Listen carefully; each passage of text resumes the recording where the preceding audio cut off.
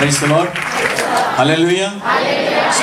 ದೇವರಿಗೆ ಸ್ತೋತ್ರ. ದೂರದಿಂದ ಬಂದ ಎಲ್ಲರನ್ನ ದೇವರು ಆಶೀರ್ವಾದ ಮಾಡಲಿ. ಈ ಕ್ಲೈಮೇಟಲ್ಲಿ ಇಷ್ಟೆಲ್ಲ ವಾತಾವರಣ ಸರಿ ಇಲ್ಲಾದ್ರೂ ಸಹ ನೀವೆಲ್ಲರೂ ಎದ್ದು ಬಿದ್ದು ಬಂದಿದ್ದೀರ. ಸರಿ, ದಾನ ಧರ್ಮ ಮಾಡುವಂಥದ್ದು ಆನಂದ ಪಡುವಂತ ತಿಂಗಳು. ಆಮೆನ್. ಯಾಕಪ್ಪ ಅಂದ್ರೆ ಯೇಸು ಸ್ವಾಮಿ ಹುಟ್ಟಿದಂತಹ ತಿಂಗಳಾಗಿದೆ ಅಂತೇಳಿ ಇಡೀ ಪ್ರಪಂಚದಲ್ಲಿ, ಪಾಕಿಸ್ತಾನದಲ್ಲಿ ಮುಸ್ಲಿಮ್ಸ್ ಇದ್ದಾರೆ, ಅಲ್ಲಿ ಸಹ ಮುಸ್ಲಿಮ್ಸ್ ಅವರು ಯೇಸು ಸ್ವಾಮಿಯನ್ನ ಆರಾಧನೆ ಮಾಡುತ್ತಾರೆ. ಆಮೇಲೆ ಇಂಥ ದೇಶದಲ್ಲಿ ಇಲ್ಲ ಅನ್ನೋದಿಲ್ಲ, ಎಲ್ಲಾ ದೇಶದಲ್ಲೂ ಎಲ್ಲ ಜಿಲ್ಲೆಗಳಲ್ಲೂ ಯೇಸು ಸ್ವಾಮಿಯನ್ನ ಆರಾಧನೆ ಮಾಡೋರಿದ್ದಾರೆ. ಆಮೆನ್. ಸಾಲ್ದ amen. Praise the Lord. Okay, ದೇವರಿಗೆ ಸ್ತೋತ್ರ. ನಿಮ್ಮ ಶಬ್ದವನ್ನ ಯಾರು ಕಡಿಮೆ ಮಾಡಕ್ಕಾಗಲ್ಲ, ಚಳಿ ಆಗ್ಲಿ ಸೈತಾನ್ನೇ ಆಗ್ಲಿ. ಆಮೆನ್. Praise the Lord. ಬಡವರ ಮನೆಯಲ್ಲಿ ಜನಿಸಿದ್ದ ನಮ್ಮ ಯೇಸು ನಮ್ಮ ಕರ್ತ. ಬಡವರ ಮನೆಯಲ್ಲಿ ಜನಿಸಿದ್ದ, ಜನಿಸಿ ಬಂದನು ನಮ್ಮ ಲೋಕದ ರಕ್ಷಕನು. ಜನಿಸಿ ಬಂದನು ನಮ್ಮ ಯೇಸು ನಮ್ಮ ಕರ್ತ. ಬಡವರ ಮನೆಯಲ್ಲಿ ಜನಿಸಿದ್ದ ನಮ್ಮ ಯೇಸು ನಮ್ಮ ಕರ್ತ. ಬಡವರ ಮನೆಯಲ್ಲಿ ಜನಿಸಿದ, ಜನಿಸಿ ಬಂದನು ನಮ್ಮ ಲೋಕದ ರಕ್ಷಕನು. ಜನಿಸಿ ಬಂದನು ನಮ್ಮ ಕುಂಡರಿಗೆ ಕಣ್ಣು ಕೊಟ್ಟನು. ಸ್ವಾಮಿ ಕುಂಡರಿಗೆ ಕಾಲು ಕೊಟ್ಟನು. ಕುಂಡರಿಗೆ ಕಣ್ಣು ಕೊಟ್ಟನು. ಸ್ವಾಮಿ ಕುಂಡರಿಗೆ ಕಾಲು ಕೊಟ್ಟನು.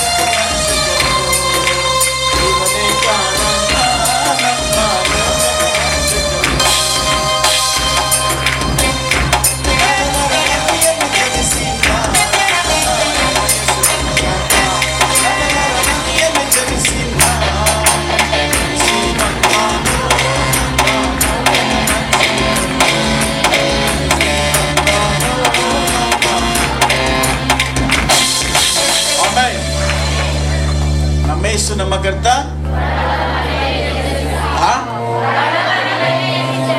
ಆಮೆನ್. Praise the Lord. ದೇವರಿಗೆ ಸ್ತೋತ್ರ. ಹಾಗಾದ್ರೆ ಯೇಸು ಬಡವನ, ಆತರ ಶ್ರೀಮಂತನು, ಸಕಲ ಶ್ರೀಮಂತನು, ಸಕಲ ಐಶ್ವರ್ಯವಿರುವಂತಹ ದೇವರು. ಆತನಿಗಿರುವಂತಹ ಆಸ್ತಿ ಪಾಸ್ತಿ ಆಗ್ಲಿ ಬೆಳ್ಳಿ ಬಂಗಾರ ಆಗ್ಲಿ ಯಾರ್ದು ಇಲ್ಲ. ಯಾಕಂದ್ರೆ ಸಕಲವೂ ಆತನದೇ ಆಗಿದೆ. ಆಮೆನ್. ಮತ್ತೆ ಬಡವರ ಮನೆಯಲ್ಲಿ ಯಾಕೆ ಜನಿಸಿದ? ಬಡವರನ್ನ ಶ್ರೀಮಂತರನ್ನು ಮಾಡೋದಕ್ಕೆ. ಆಮೆನ್. ಬಡವರನ್ನ ಶ್ರೀಮಂತರನ್ನಾಗಿ ಮಾಡೋದಕ್ಕೆ. ಪೂರ್ವ ದೇಶಗಳಲ್ಲಿ, ಅಮೆರಿಕ ಆಗ್ಲಿ, ಇಂಗ್ಲೆಂಡ್ ಆಗ್ಲಿ, ಬೇರೆ ಬೇರೆ ದೇಶಗಳನ್ನು ನೋಡ್ತೀವಲ್ಲ, ಆಸ್ಟ್ರೇಲಿಯಾ ಆಗ್ಲಿ, ಜರ್ಮನ್ ಆಗ್ಲಿ, ಇದೆಲ್ಲವೂ ಸಹ ಯೇಸು ಸ್ವಾಮಿ ನಂಬೋದಕ್ಕಿಂತ ಮುಂಚಿತವಾಗಿ ತುಂಬಾ ಬಡತನ ದೇಶಗಳು. ಯಾವಾಗ ಯೇಸು ಸ್ವಾಮಿ ನಂಬಿದ್ರೋ ಇಡೀ ಪ್ರಪಂಚಕ್ಕೆ ದೊಡ್ಡ ಶ್ರೀಮಂತ ರಾಷ್ಟ್ರಗಳಾಗಿವೆ. ಆಮೆನ್. ದೇವರಿಗೆ ಸ್ತೋತ್ರ. ಆತನ ವಾಕ್ಯ ಆತನ ಆಜ್ಞೆಗಳ ಕೈಗೊಂಡು ನಡೆಯುವಾಗ ತನ್ನ ಐಶ್ವರ್ಯ ತಕ್ಕ ಹಾಗೆ ಎಲ್ಲ ಕೊರತೆಗಳ ನೀಗಿಸುವ ದೇವರು ನಮ್ಮ ದೇವರಾಗಿದ್ದಾರೆ. ದೇವರಿಗೆ ಸ್ತೋತ್ರ. ಹಲ್ಲೆಲೂಯಾ.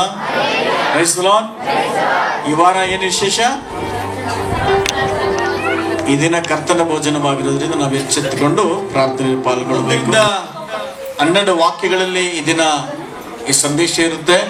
ಅದರ ಪ್ರಾರಂಭದಲ್ಲಿ 1 ಮತ್ತು 2ನೇ ವಾಕ್ಯವನ್ನ ಓದಿಕೊಳ್ಳೋಣ. ಹೋದ್ರೆ ಮತ್ತೊಂದು ಸಾರಿ. ಅರಸನಾದ ಹೆರೋದನ ದಿನಗಳಲ್ಲಿ ಯೂದಾಯ ಸೀಮೆಯ ಬೆತಲೇಮ್ ಎಂಬ ಊರಲ್ಲಿ ಯೇಸು ಹುಟ್ಟಿದಾಗ ಮೂಡಣ ದೇಶದ ಜೋಯಿಸರು ಯೆರೂಸಲೇಮಿಗೆ ಬಂದು ಯೆಹೂದ್ಯರ ಅರಸನಾಗಿ ಮುಂದೆ ಹೋದ್ರಿ. ಯೆಹೂದ್ಯರ ಅರಸನಾಗಿ ಹುಟ್ಟಿದವನು ಎಲ್ಲಿದ್ದಾನೆ? ಆತನನ್ನು ಸೂಚಿಸುವ ನಕ್ಷತ್ರವನ್ನು ನಾವು ಮೂಡಣ ದೇಶದಲ್ಲಿ ಕಂಡು ಆತನಿಗೆ ಅಡ್ಡ ಬೀಳುವುದಕ್ಕೆ ಬಂದೆವು ಅಂದರು. Praise the Lord. Praise the Lord. ದೇವರಿಗೆ ಸ್ತೋತ್ರ. ಯೇಸು ಸ್ವಾಮಿಯ ಒಂದು ಜನನ ಇದು ಕಲ್ಪನಾ ಕಥೆ ಅಲ್ಲ, ಊಹೆ ಮಾಡುವಂತಹ ಕಥೆನೂ ಅಲ್ಲ. ಇದು ಸತ್ಯ, ಇದು ನಿಜ. ಅದಕ್ಕೆ ಸತ್ಯವೇದದಲ್ಲಿ ಇದು ಸತ್ಯವನ್ನ ಪ್ರಕಟ ಮಾಡಲ್ಪಟ್ಟಿದೆ. ಯೇಸು ಕ್ರಿಸ್ತನ ಜನನ ಯಾರೋ ಕಲ್ಪನೆ ಮಾಡಿಕೊಂಡು ಹೇಳುವಂಥದ್ದಲ್ಲ. ಅದು ಸಾಧ್ಯವೇ ಇಲ್ಲ. ಇದು ಸತ್ಯವುಳ್ಳದಾಗಿದೆ. ಆಮೆನ್. ಇಲ್ಲಿ ಗಮನಿಸಬೇಕಾದ್ದು, ಯೇಸು ಕ್ರಿಸ್ತನು ಜನನ ಆಗೋದಕ್ಕಿಂತ ಮುಂಚಿತವಾಗಿಯೇ ಏಸೇಪನು ಮತ್ತು ಮರಿಯಳಿಗೆ ನಿಶ್ಚಿತಾರ್ಥವಾಗಿತ್ತು. ಎಂಗೇಜ್ಮೆಂಟ್ ಆಗಿತ್ತು. ಏನಾಗಿತ್ತು? ಎಂಗೇಜ್ಮೆಂಟ್ ಅಂದ್ರೆ ಏಸೇಪನಿಗೆ ಬೇರೆ ಯಾವ ಹುಡುಗಿಯನ್ನು ನೋಡಬಾರ್ದು, ಮರಿಯಳಿಗೂ ಯಾವ ಹುಡುಗರನ್ನು ನೋಡಬಾರದು ಅನ್ನೋ ಉದ್ದೇಶಕ್ಕೋಸ್ಕರ ಎಂಗೇಜ್ಮೆಂಟ್ ಮಾಡ್ತಾರೆ. ಕಾರಣ ಅಂದ್ರೆ ಅವ್ರು ಒಬ್ಬರನ್ನೊಬ್ರು ಹಿರಿಯರು ಅದನ್ನ ತೀರ್ಮಾನ ಮಾಡಿದ್ರು.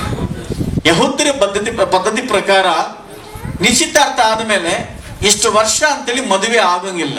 ಮದುವೆಗೆ ಮುಂಚಿತವಾಗಿ ನಿಶ್ಚಿತಾರ್ಥ ಮಾಡ್ತಾರೆ.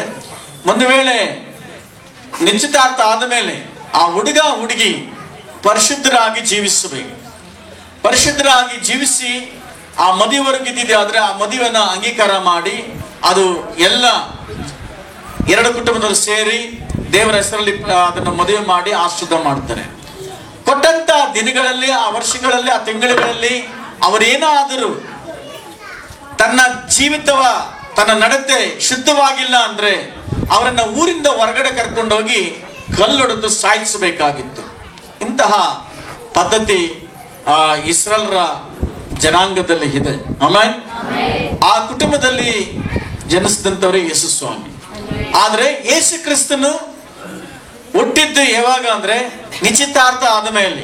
ಮದುವೆ ಆಗಿರ್ಲಿಲ್ಲ, ನಿಶ್ಚಿತಾರ್ಥ ಮಾತ್ರ ಆಗಿತ್ತು. ವಾಕ್ಯ ಸ್ಪಷ್ಟವಾಗಿರುತ್ತೆ. ಮರಿಯಳು ಗಂಡನ ಅಥವಾ ಗಂಡಸನ ಸ್ಪರ್ಶವಿಲ್ಲದೆ ಪವಿತ್ರಾತ್ಮ ಭರಿತರಾಗಿ ಕನ್ನಿಕೆಯಾದಂತಹ ಮರಿಯಳ ಮೇಲೆ ಪರಿಶುದ್ಧಾತ್ಮನು ಬಂದಾಗ ಆಕೆ ಗರ್ಭವತಿ ಆಗ್ತಾಳೆ. ಅದರ ಮುಖಾಂತರ ಜನನವಾದದ್ದೇ ಯೇಸು ಕ್ರಿಸ್ತನಾಗಿದ್ದ. ಆಮೆನ್. ಆಮೆನ್. ಇಲ್ಲಿ ಯೇಸು ಕ್ರಿಸ್ತನ ಜನನ ಆಕಸ್ಮಿಕವಾಗಿ ಆಗಿಲ್ಲ. ಆದಿಕಾಂಡದಿಂದ ಸುಮಾರು 4,000 ವರ್ಷಗಳಿಂದ ಅಲ್ಲಿ ಹೇಳಲ್ಪಟ್ಟಿತ್ತು. ಯೇಸು ಕ್ರಿಸ್ತನ ಜನನ ಕುರಿತಾಗಿ ಪ್ರವಾದನೆಗಳು ಹೇಳಲ್ಪಟ್ಟಿತ್ತು. ಅನೇಕ ಪ್ರವಾದಿಗಳ ಮುಖಾಂತರ ಹೇಳಲ್ಪಟ್ಟಿದ್ದು ಇಂತಹ ರಕ್ಷಕನು ಹುಡ್ತಾನೆ, ಮೆಸ್ಸಯ್ಯ ಹುಡ್ತಾನೆ ಅಂತೇಳಿ ಅನೇಕ ಧರ್ಮ ಗ್ರಂಥಗಳಲ್ಲಿ ಬರೆಯಲ್ಪಟ್ಟಿತ್ತು.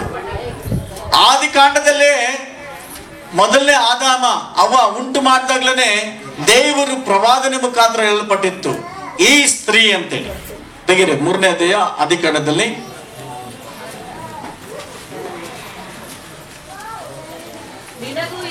15ನೇ ವಾಕ್ಯ.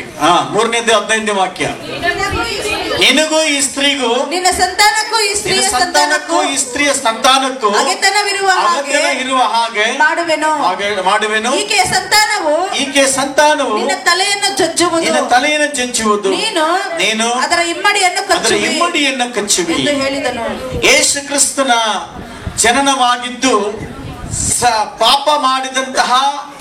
ಪಾಪವನ್ನ ಮಾಡಿಸಿದಂತಹ ಸೈತಾನನಿಗೆ ತಲೆಯನ್ನು ಜಜ್ಜಬೇಕು. ಆ ಪಾಪದಲ್ಲಿ ಸಿಕ್ಕಾಕೊಂಡ ಜನಗಳನ್ನ ಬಿಡಿಸಬೇಕು, ಪಾಪದಿಂದ ಸಪರೇಟ್ ಆಗಬೇಕನ್ನೋ ಉದ್ದೇಶಕ್ಕೋಸ್ಕರ ದೇವರು ಯೇಸು ಸ್ವಾಮಿ ಹುಟ್ಟಿದಂತಹ ಒಂದು ಕಾರಣ, ಒಂದು ಕಾರಣ, ಅನೇಕ ಕಾರಣ ಇದೆ. ಅದರಲ್ಲಿ ಪ್ರಾಮುಖ್ಯವಾದಂತ ಕಾರಣ ಏನಂದ್ರೆ ಮನುಷ್ಯರನ್ನ ಪಾಪದಿಂದ ಬಿಡಿಸಬೇಕು ಅಂತೇಳಿ. ಆಮೇಲೆ ಏನಕ್ಕೋಸ್ಕರ? ಮನುಷ್ಯರನ್ನ ಪಾಪದಿಂದ ಬಿಡಿಸೋದಕ್ಕೋಸ್ಕರ. Hallelujah, hallelujah. ಹಾಗಾದ್ರೆ ಯೇಸು ಸ್ವಾಮಿ ಯಾರಿಗೋಸ್ಕರ ಬಂದಿದ್ದು? ನನಗೋಸ್ಕರ. ಹೇಳಿ, ಯಾರಿಗೋಸ್ಕರ? ನನಗೋಸ್ಕರ ಯೇಸು ಸ್ವಾಮಿ ಜನನವಾದನು. Amen, praise the Lord. Okay, Mattaya ಸುವಾರ್ತೆ 2ನೇ ಅಧ್ಯಾಯಕ್ಕೆ ಮತ್ತೆ ನಾವು ಬರೋಣ. ಆ ಜಾಗದಲ್ಲಿ ಟೈಮು, ಡೇಟು ಈ ರೀತಿಯಾಗಿ ವಿಶೇಷವಾಗಿ ಹೇಳಲ್ಪಟ್ಟಿದೆ. ಅಲ್ಲಿ ಅರಸನಾದ ಹೆರೋದನ ದಿನಗಳಲ್ಲಿ ಅಂತೇಳಿ, ರಾಜನಾಗಿ, ನಮ್ ಕಡೆ ರಾಜರು ಅಂತ ಕರಿತೀವಲ್ವಾ, ಅರಸನಂತ ಕರಿತೀವಿ. ಗಮನಿಸ್ರಿ, ಹೆರೋದನ ರಾಜನ ದಿನಗಳಲ್ಲಿ, ಅರಸನ ಆಳ್ವಿಕೆಯ ದಿನಗಳಲ್ಲಿ ಯೂದಯ ಸೀಮೆಯ ಬೆಥಲೆಹೇಮ್ ಎಂಬ ಊರಿನಲ್ಲಿ ಯೇಸು ಹುಟ್ಟಿದಾಗ, ಆಮೆನ್, ಯಾವ ಜಾಗದಲ್ಲಿ ಹುಟ್ಟಿದ್ದು? ಬೆಥಲೆಹೇಮ್ನಲ್ಲಿ. ಬೆಥಲೆಹೇಮ್ ಅನ್ನೋದು ರೊಟ್ಟಿಯ ಮನೆ. ಬೆಥಲೆಹೇಮ್ ಅಂದ್ರೆ ಏನು? ರೊಟ್ಟಿಯ ಮನೆ. ಎಂತಹ ರೊಟ್ಟಿಯ ಮನೆ ಅದು ಗೊತ್ತಾ? ಜೀವವುಳ್ಳ ರೊಟ್ಟಿಯ ಮನೆಯಾಗಿದೆ.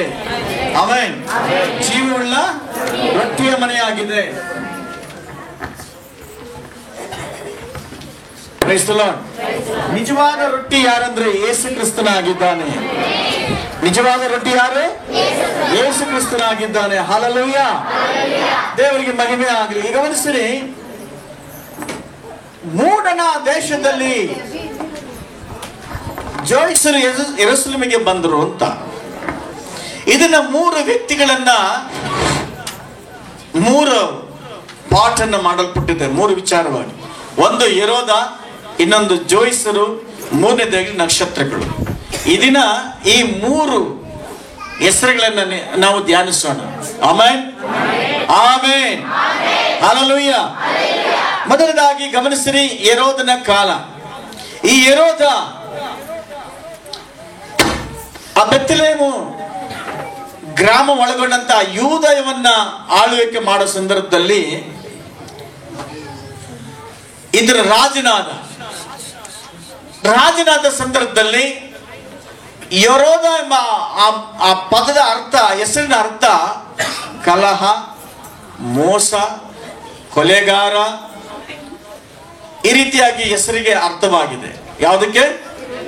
ಹೆರೋದ ಎಂಬ ಹೆಸರಿಗೆ ಏನ್ ಹೆಸರು? ಅರ್ಥಗಳು ಕಲಹ, ಜಗಳ, ಕೊಲೆಗಾರ, ಗಲಿಬಿಲಿ ಉಂಟು ಮಾಡುವಂತ ವ್ಯಕ್ತಿ ಅಂತೇಳಿ. ಯಾಕೆ ಇವನಿಗೆ ಈ ರೀತಿ ಹೇಳಲ್ಪಡ್ತು ಅಂದಾಗ, ಒಂದು ವಿಚಾರವನ್ನು ಹೇಳಿದಾಗ, ಮತ್ತೆ ಅಷ್ಟು ಮಾತ್ರ ಅಲ್ಲ, ಪ್ರಾಮುಖ್ಯವಾಗಿ ಇವನಲ್ಲಿ ಹೊಟ್ಟೆ ಕಿಚ್ಚಿತ್ತು. ಹೆರೋದನಲ್ಲಿ ಏನಿತ್ತು? ಹೊಟ್ಟೆ ಕಿಚ್ಚಿತ್ತು. ಏನೇನೋ ಒಂದು ವಿಷಯ ಗೊತ್ತಾದಾಗ ಜ್ಞಾನದಿಂದ ಪರಿಶೀಲನೆ ಮಾಡ್ತಾ ಇಲ್ಲ, ಅವನು ಗಲಿಬಿಲಿಗೆ ಒಳಗಾಗ್ತಾ ಇದ್ದ, ಮತ್ತೆ ಅನೇಕರನ್ನ ಗಲಿಬಿಲಿಗೆ ಒಳಪಡಿಸ್ತಾ ಇದ್ದ, ಸಿಟ್ಟು ಮಾಡ್ಕೊಳ್ತಾ ಇದ್ದ, ಅನೇಕರನ್ನ ಕೊಲೆಗೂ ಪ್ರೋತ್ಸಾಹ ಮಾಡ್ತಾ ಇದ್ದ ಮತ್ತು ಮಾಡಿಸಿದಂತ ವ್ಯಕ್ತಿ ಹೆರೋದ. ಅವನ ಜೀವಿತದಲ್ಲಿ ಇದೊಂದು ಹಿಸ್ಟ್ರಿ ಆಗಿ. ಅಷ್ಟು ಮಾತ್ರ ಅಲ್ಲ, ಒಂದು ಸಾರಿ ಹೆರೋದನೆಂಬ ಇನ್ನೊಂದು ಹೆಸರು ಅಪೊಸ್ತಲ ಕಾರ್ಯಗಳಲ್ಲಿ ನಾವು ನೋಡಿದಾಗ ಅವನು ಪ್ರಸಂಗವನ್ನ ಮಾಡ್ತಾನೆ. ಆ ಪ್ರಸಂಗ ಅದ್ಭುತವಾಗಿರ್ತದೆ. ಆ ಪ್ರಸಂಗ ಅದ್ಭುತವಾದಾಗ ಅದರ ಮಹಿಮೆಯನ್ನು ದೇವರು ಕೊಡದೆ ತನಗೆ ತಾನೇ ಹೆಚ್ಚಿಸ್ಕೊಳ್ತೇನೆ. ನೋಡ್ದ, ನಾನು ಹೆಂಗ್ ಎಷ್ಟು ಚೆನ್ನಾಗಿ ಪ್ರಸಂಗ ಮಾಡಿದೆ ಅಂತಾನೆ. ಆ ಕ್ಷಣದಲ್ಲಿ ಅವನು ಹುಳ ಬಿದ್ದು ಸಾಯೋದನ್ನು ನಾವು ನೋಡುತ್ತೇವೆ. Hallelujah, praise the Lord, hallelujah. ಇಲ್ಲಿ ಅಹಂಕಾರಕ್ಕೆ ಅದು ಗುರುತಾಗಿದೆ. ಆ ಹೆಸರಿನ ಗುರುತು ಅಹಂಕಾರಕ್ಕಾಗಿರ್ತದೆ. ಪ್ರೀತಿ ದೇವಚಂದ್ರೆ, ಹೆರೋದನು ಈ ರೀತಿಯಾದಂತಹ ಗುಣವನ್ನ ಒಳಗೊಂಡಂತ ವ್ಯಕ್ತಿ. ಇಂತಹ ವ್ಯಕ್ತಿಗೆ ಯೇಸು ಕ್ರಿಸ್ತನ ಕುರಿತಾಗಿ ಕೇಳಿದಾಗ ಸಂತೋಷ ಪಡಬೇಕಾದ ವಿಚಾರದಲ್ಲಿ ಅವನು ಕೋಪಗೊಂಡಿದ್ದು ನಾವು ನೋಡ್ತೇವೆ, ಹೊಟ್ಟೆ ಕಿಚ್ಚು ಪಟ್ಟುಕೊಂಡಿದ್ದು ನಾವು ನೋಡ್ತೇವೆ. Amen, amen, hallelujah. ಯಾಕೆ, ಹೆಂಗೆ ಹೊಟ್ಟೆ ಕಿಚ್ಚು ಪಟ್ಟುಕೊಂಡ ಅನ್ನೋದಕ್ಕಿಂತ ಮುಂಚಿತವಾಗಿ ಕೆಲವು ಪ್ರವಾದನೆಗಳ ಕುರಿತಾಗಿ ಕೆಲವು ವಾಕ್ಯಗಳು ಓದೋಣ. ನಂತರ ಅವನ ವಿಚಾರವಾಗಿ ಎಲ್ಲೆಲ್ಲಿ ಕೋಪ ಮಾಡ್ಕೊಂಡು ನೋಡೋಣ. ಅರಣ್ಯಕಾಂಡ 24ನೇ 17ನೇ ವಾಕ್ಯ.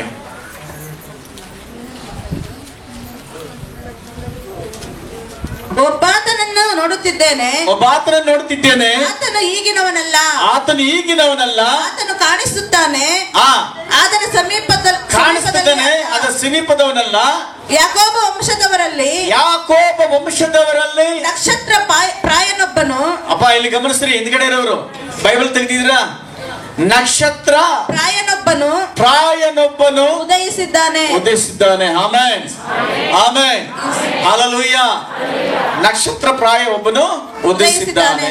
ಇಸ್ರಾಯೇಲರಲ್ಲಿ ರಾಜದಂಡ ಹಿಡಿದವನು ಕಂಡು ಬಂದಿದ್ದಾನೆ. ಹಲ್ಲೆಲೂಯಾ, ದೇವರ ಸ್ತೋತ್ರ. ಯೇಸು ಕ್ರಿಸ್ತನ ಜನನ ಆಗೋದಕ್ಕಿಂತ ಮುಂಚಿತವಾಗಲೇ ಹೇಳಿದಂತ ಪ್ರವಾದನೆಗಳಲ್ಲಿ ನಾವು ನೋಡ್ತಾ ಇದ್ದೀವಿ.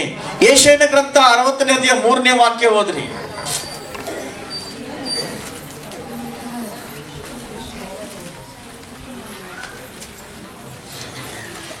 ಜನಾಂಗಗಳನ್ನು ನಿನ್ನ ಬೆಳಕಿಗೆ ನೆರೆಯುವವು. ಅರಸನು ನಿನ್ನಲ್ಲಿನ ಉದಯ ಪ್ರಕಾಶಕ್ಕೆ ಬರುವನು. ನಿನ್ನ ಉದಯದ ಅರಸರು ನಿನ್ನಲ್ಲಿನ ಉದಯ ಪ್ರಕಾಶಕ್ಕೆ ಬರುವರು. Amen, amen, hallelujah.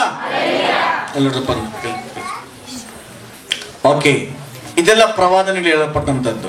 ಆಮೆನ್. ಏನಕ್ಕಾಗಿ ಬರ್ತಾನೆ ಅನ್ನೋದು ನೋಡುವಾಗ, ಎಂತಕ್ಕೋಸ್ಕರ ಬರ್ಬೇಕನ್ನೋ ಉದ್ದೇಶ, ಯೇಸು ಬರೋ ಉದ್ದೇಶ ಏನು? ಮತ್ತಾಯನ ಸುವಾರ್ತೆ 18ನೇ ಅಧ್ಯಾಯ 11ನೇ ವಾಕ್ಯ. 11ನೇ ವಾಕ್ಯ ಕನ್ನಡದಲ್ಲಿ ಇರಲ್ಲ, ತೆಲುಗು, ತಮಿಳು, ಇಂಗ್ಲಿಷ್ ಇದ್ರೆ ಓದ್ರಿ. ಒಬ್ಬ ಮನುಷ್ಯನಿಗೆ 100 ಕುರಿಗಳಿರಲ್ಲ. 11ನೇ ವಾಕ್ಯನೇ ಇಲ್ಲ ಕನ್ನಡದಲ್ಲಿ. ಇಂಗ್ಲಿಷ್ ಅಲ್ಲಿ, ತೆಲುಗಲ್ಲಿ ಇದೆಯಾ?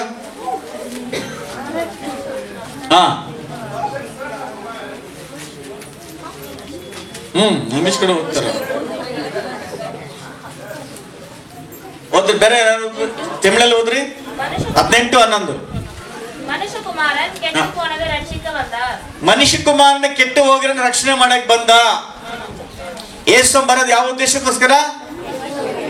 ಕೆಟ್ಟು ಹೋಗಿರನ್ನ ರಕ್ಷಣೆ ಮಾಡೋದಕ್ಕೆ. ತೆಲುಗಲ್ಲಿ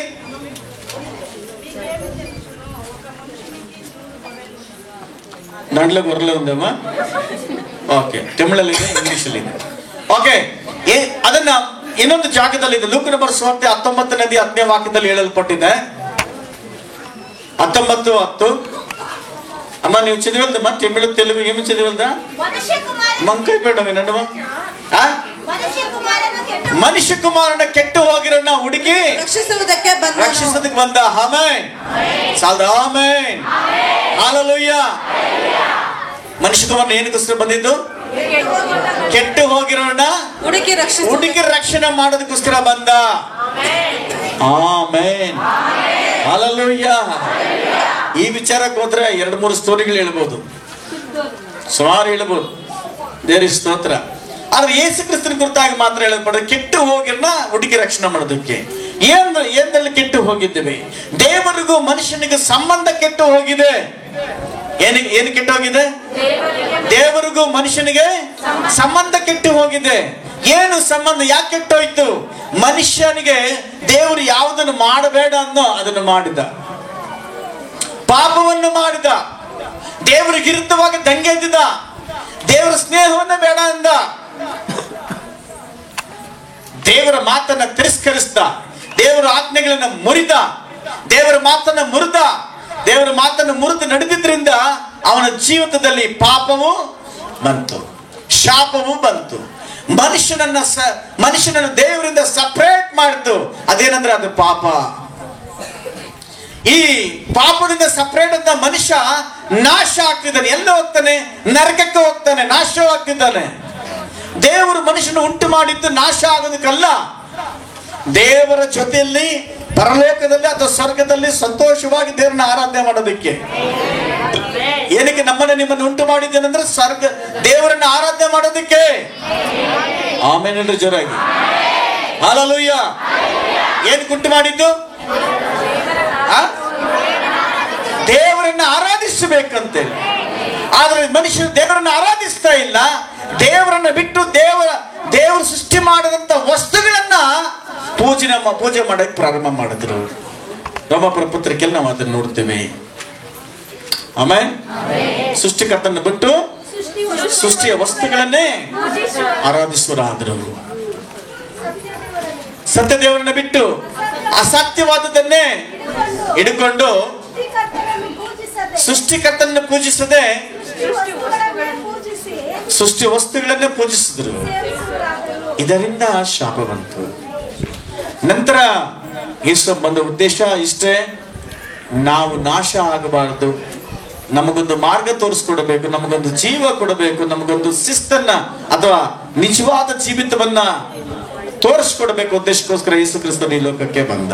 ಮನುಷ್ಯ ಕುಮಾರನು ಕೆಟ್ಟು ಹೋಗಿರುವವರನ್ನು ಹುಡುಕಿ ರಕ್ಷಣೆ ಮಾಡೋದಕ್ಕೋಸ್ಕರ ಬಂದನು. Amen, amen, hallelujah. ಸರಿ, ಮತ್ತಾಯ ಸುವಾರ್ತೆ 20ನೇ 28ನೇ ವಾಕ್ಯ ಓದ್ರಿ.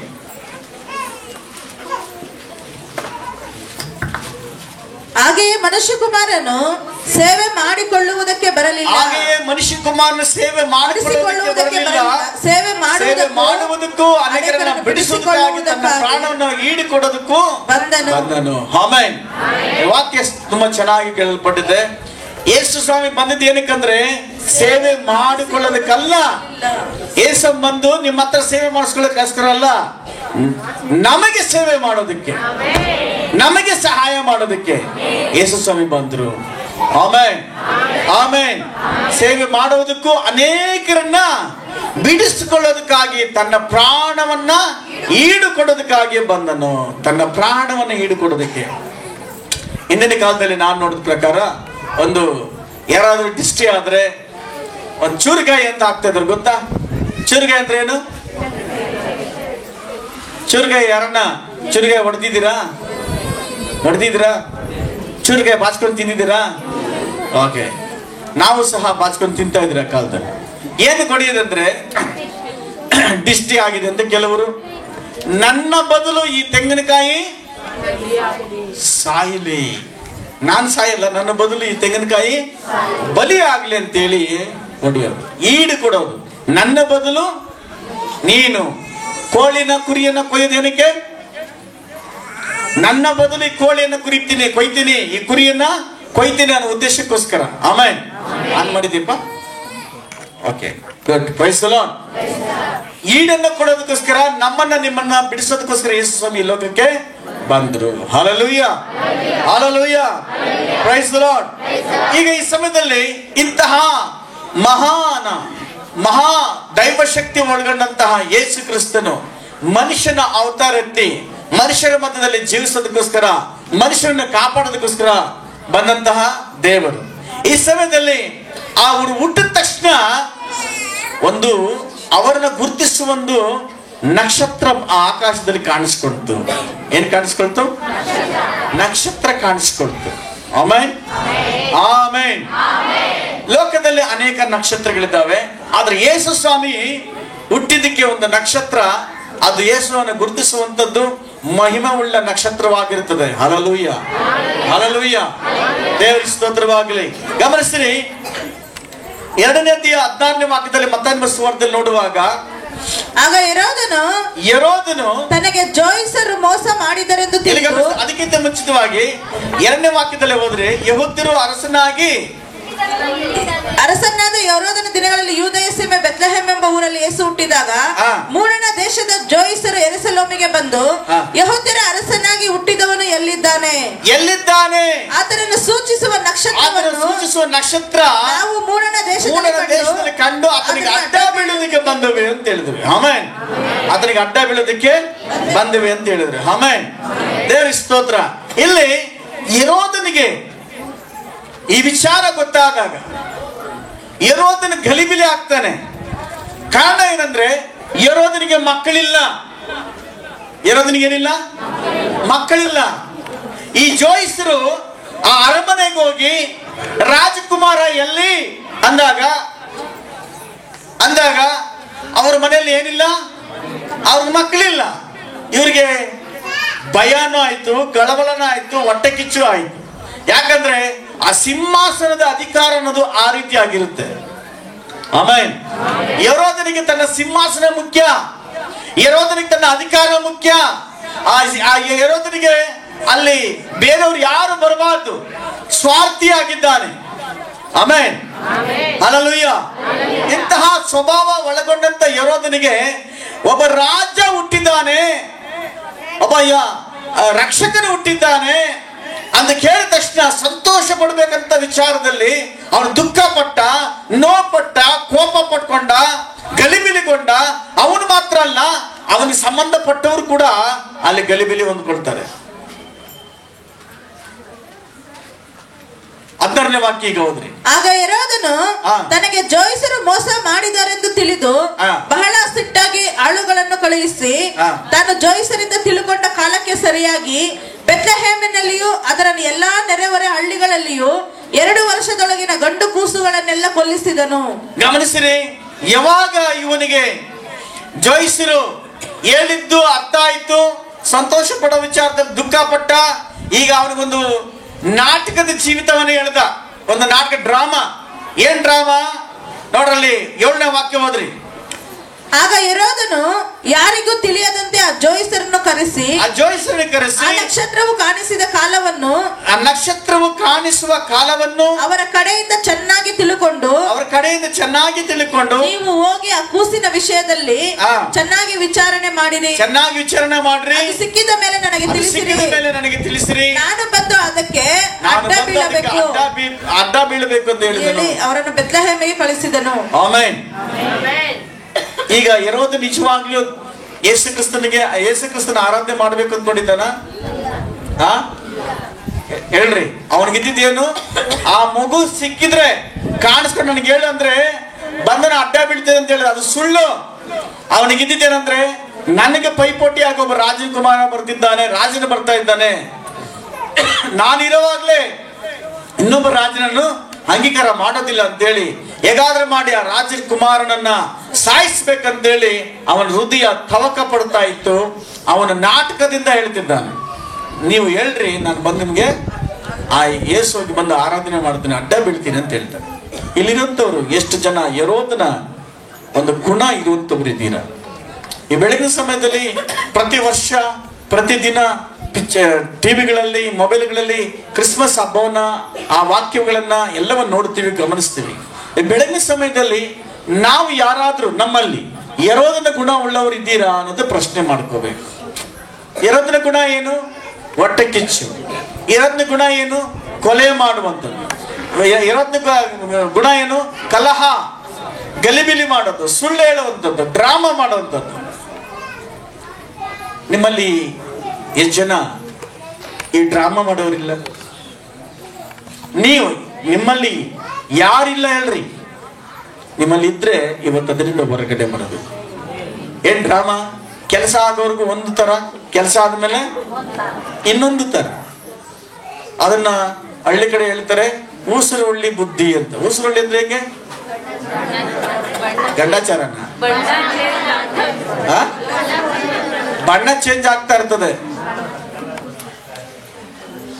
ಆಮೇನ್. ಹೆರೋದನಲ್ಲಿದ್ದಂತ ಹೊಟ್ಟೆ ಕಿಚ್ಚು ನಿಮ್ಮಲ್ಲಿ ಇದೆಯಾ?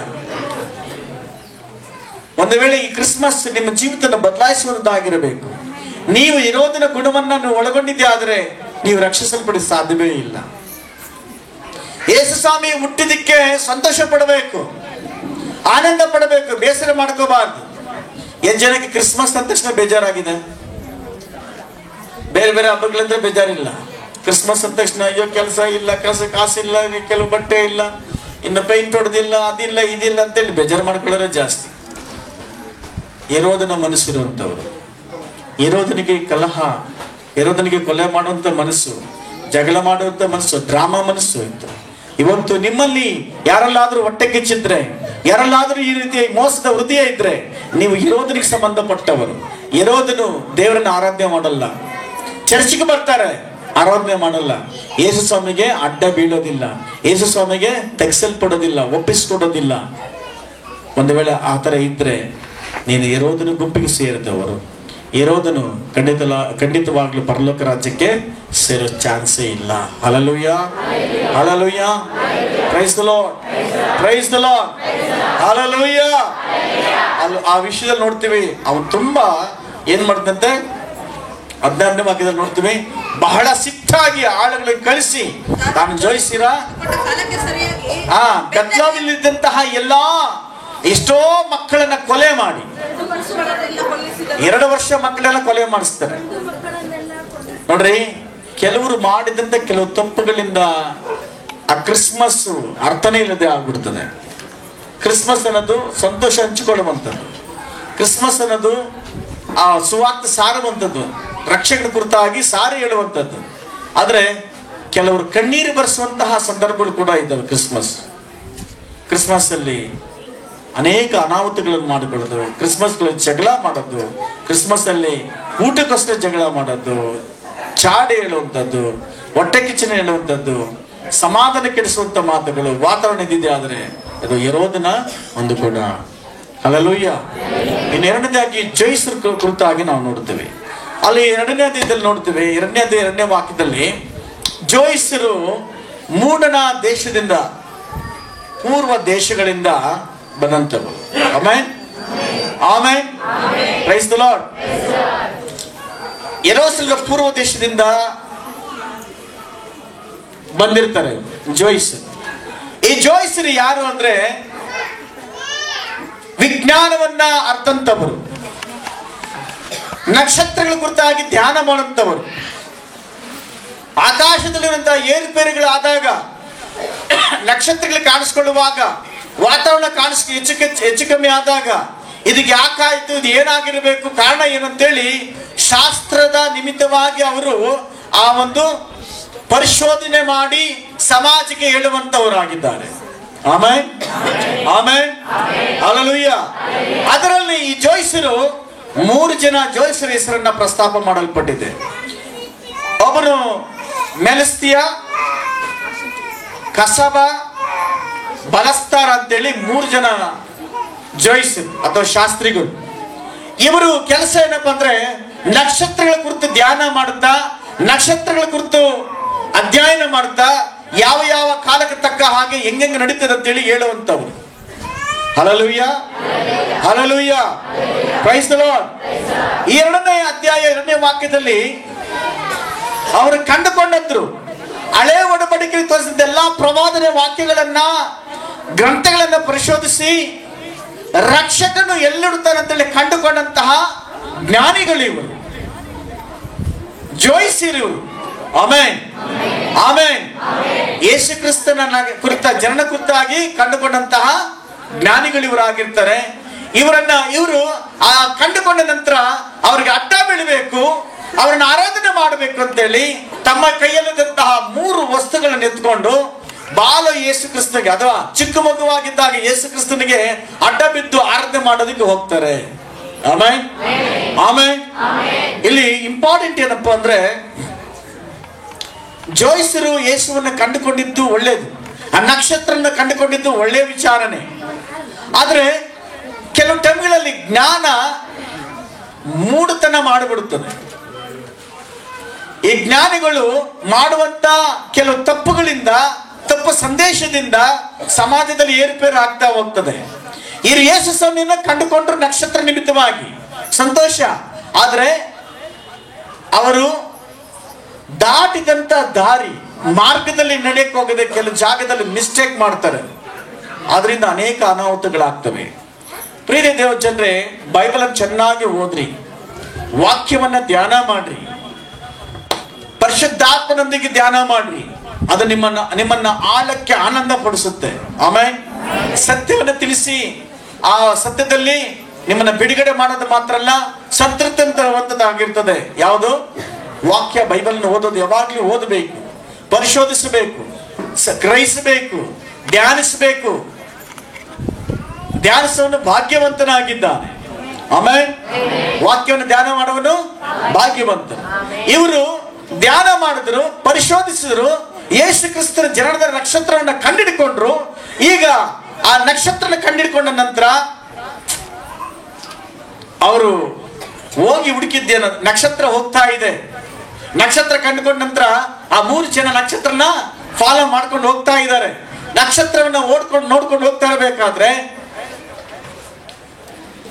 ನಕ್ಷತ್ರ ಹೋಗೋ ದಾರಿಯಲ್ಲಿ ಹೆರೋದನ ಅರಮನೆ ಸಿಕ್ಕಿಬಿಡುತ್ತದೆ. ಏನ್ ಸಿಗುತ್ತೆ? ಹೆರೋದನ ಅರಮನೆ. ಇವರಿಗೆ ಕಂಡಿಡಿದಂತಹ ಈ ಜೋಯಿಸರು ಅವರಿಗೆ 90% ಒಳ್ಳೆ ವಿಚಾರ, ಇನ್ 10% ಹೆಂಗಪ್ಪ ಅಂದ್ರೆ ಇದೇ ಇರಬೇಕು, ಹೆರೋದನ ಅರಮನೆನೇ ಇರಬೇಕು, ಯೇಸು ಇಲ್ಲೇ ಹುಟ್ಟಿರ್ಬೇಕು ಅಂತೇಳಿ ಅವರ ಆಲೋಚನೆ ಏನಂದ್ರೆ, ಲೋಕದ ಸಂಪ್ರದಾಯದ ಪ್ರಕಾರ ರಾಜನ ಮಕ್ಕಳು ಎಲ್ಲಿಡ್ತಾರೆ? ಎಲ್ಲಿ? ಆಚೆ ಕಡೆಯವ್ರು ಹೇಳ್ರಿ, ರಾಜನ ಮಕ್ಕಳು ಎಲ್ಲಿಡ್ತಾರೆ?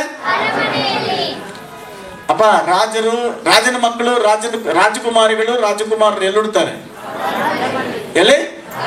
ಅರಮನೆಯಲ್ಲಿ. ಈ ಲೋಕದ ಎಲ್ಲಾ ಪದ್ಧತಿ ಪ್ರಕಾರ ರಾಜನ ಮಕ್ಕಳು ಅರಮನೆಯಲ್ಲಿ ಹುಟ್ಟುತ್ತಾರೆ ಅಂತೇಳಿ ಅದೇ ಆಲೋಚನೆಯಲ್ಲಿ ಈ ಜೋಯಿಸರು ಕೂಡ ಎಲ್ಲೋಗ್ತಾರಂದ್ರೆ ಅರಮನೆಗಳಿಗೆ ಹೋಗ್ಬಿಡ್ತಾರೆ. ಅರಮನೆಗಳಿಗೆ ಹೋಗಿ ಕೇಳ್ತಿದ್ದಾರೆ, ಇರೋದು ರಾಜನ ಕೇಳ್ತಾರೆ, ರಾಜ, ರಾಜಕುಮಾರ ಎಲ್ಲಿ?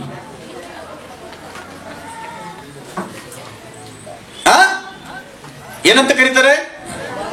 ಯಹೂದ್ಯರ ಅರಸನಾಗಿ ಹುಟ್ಟಿದಂತಹ ಎಲ್ಲಿ ಅಂತ ಕೇಳ್ತಾರೆ. ಇವರಿಗೆ ಒಂದೇ ಶಾಕ್. ಇವರಿಗೆ ಯಾರಿಗೆ? ಹೆರೋದನಿಗೆ.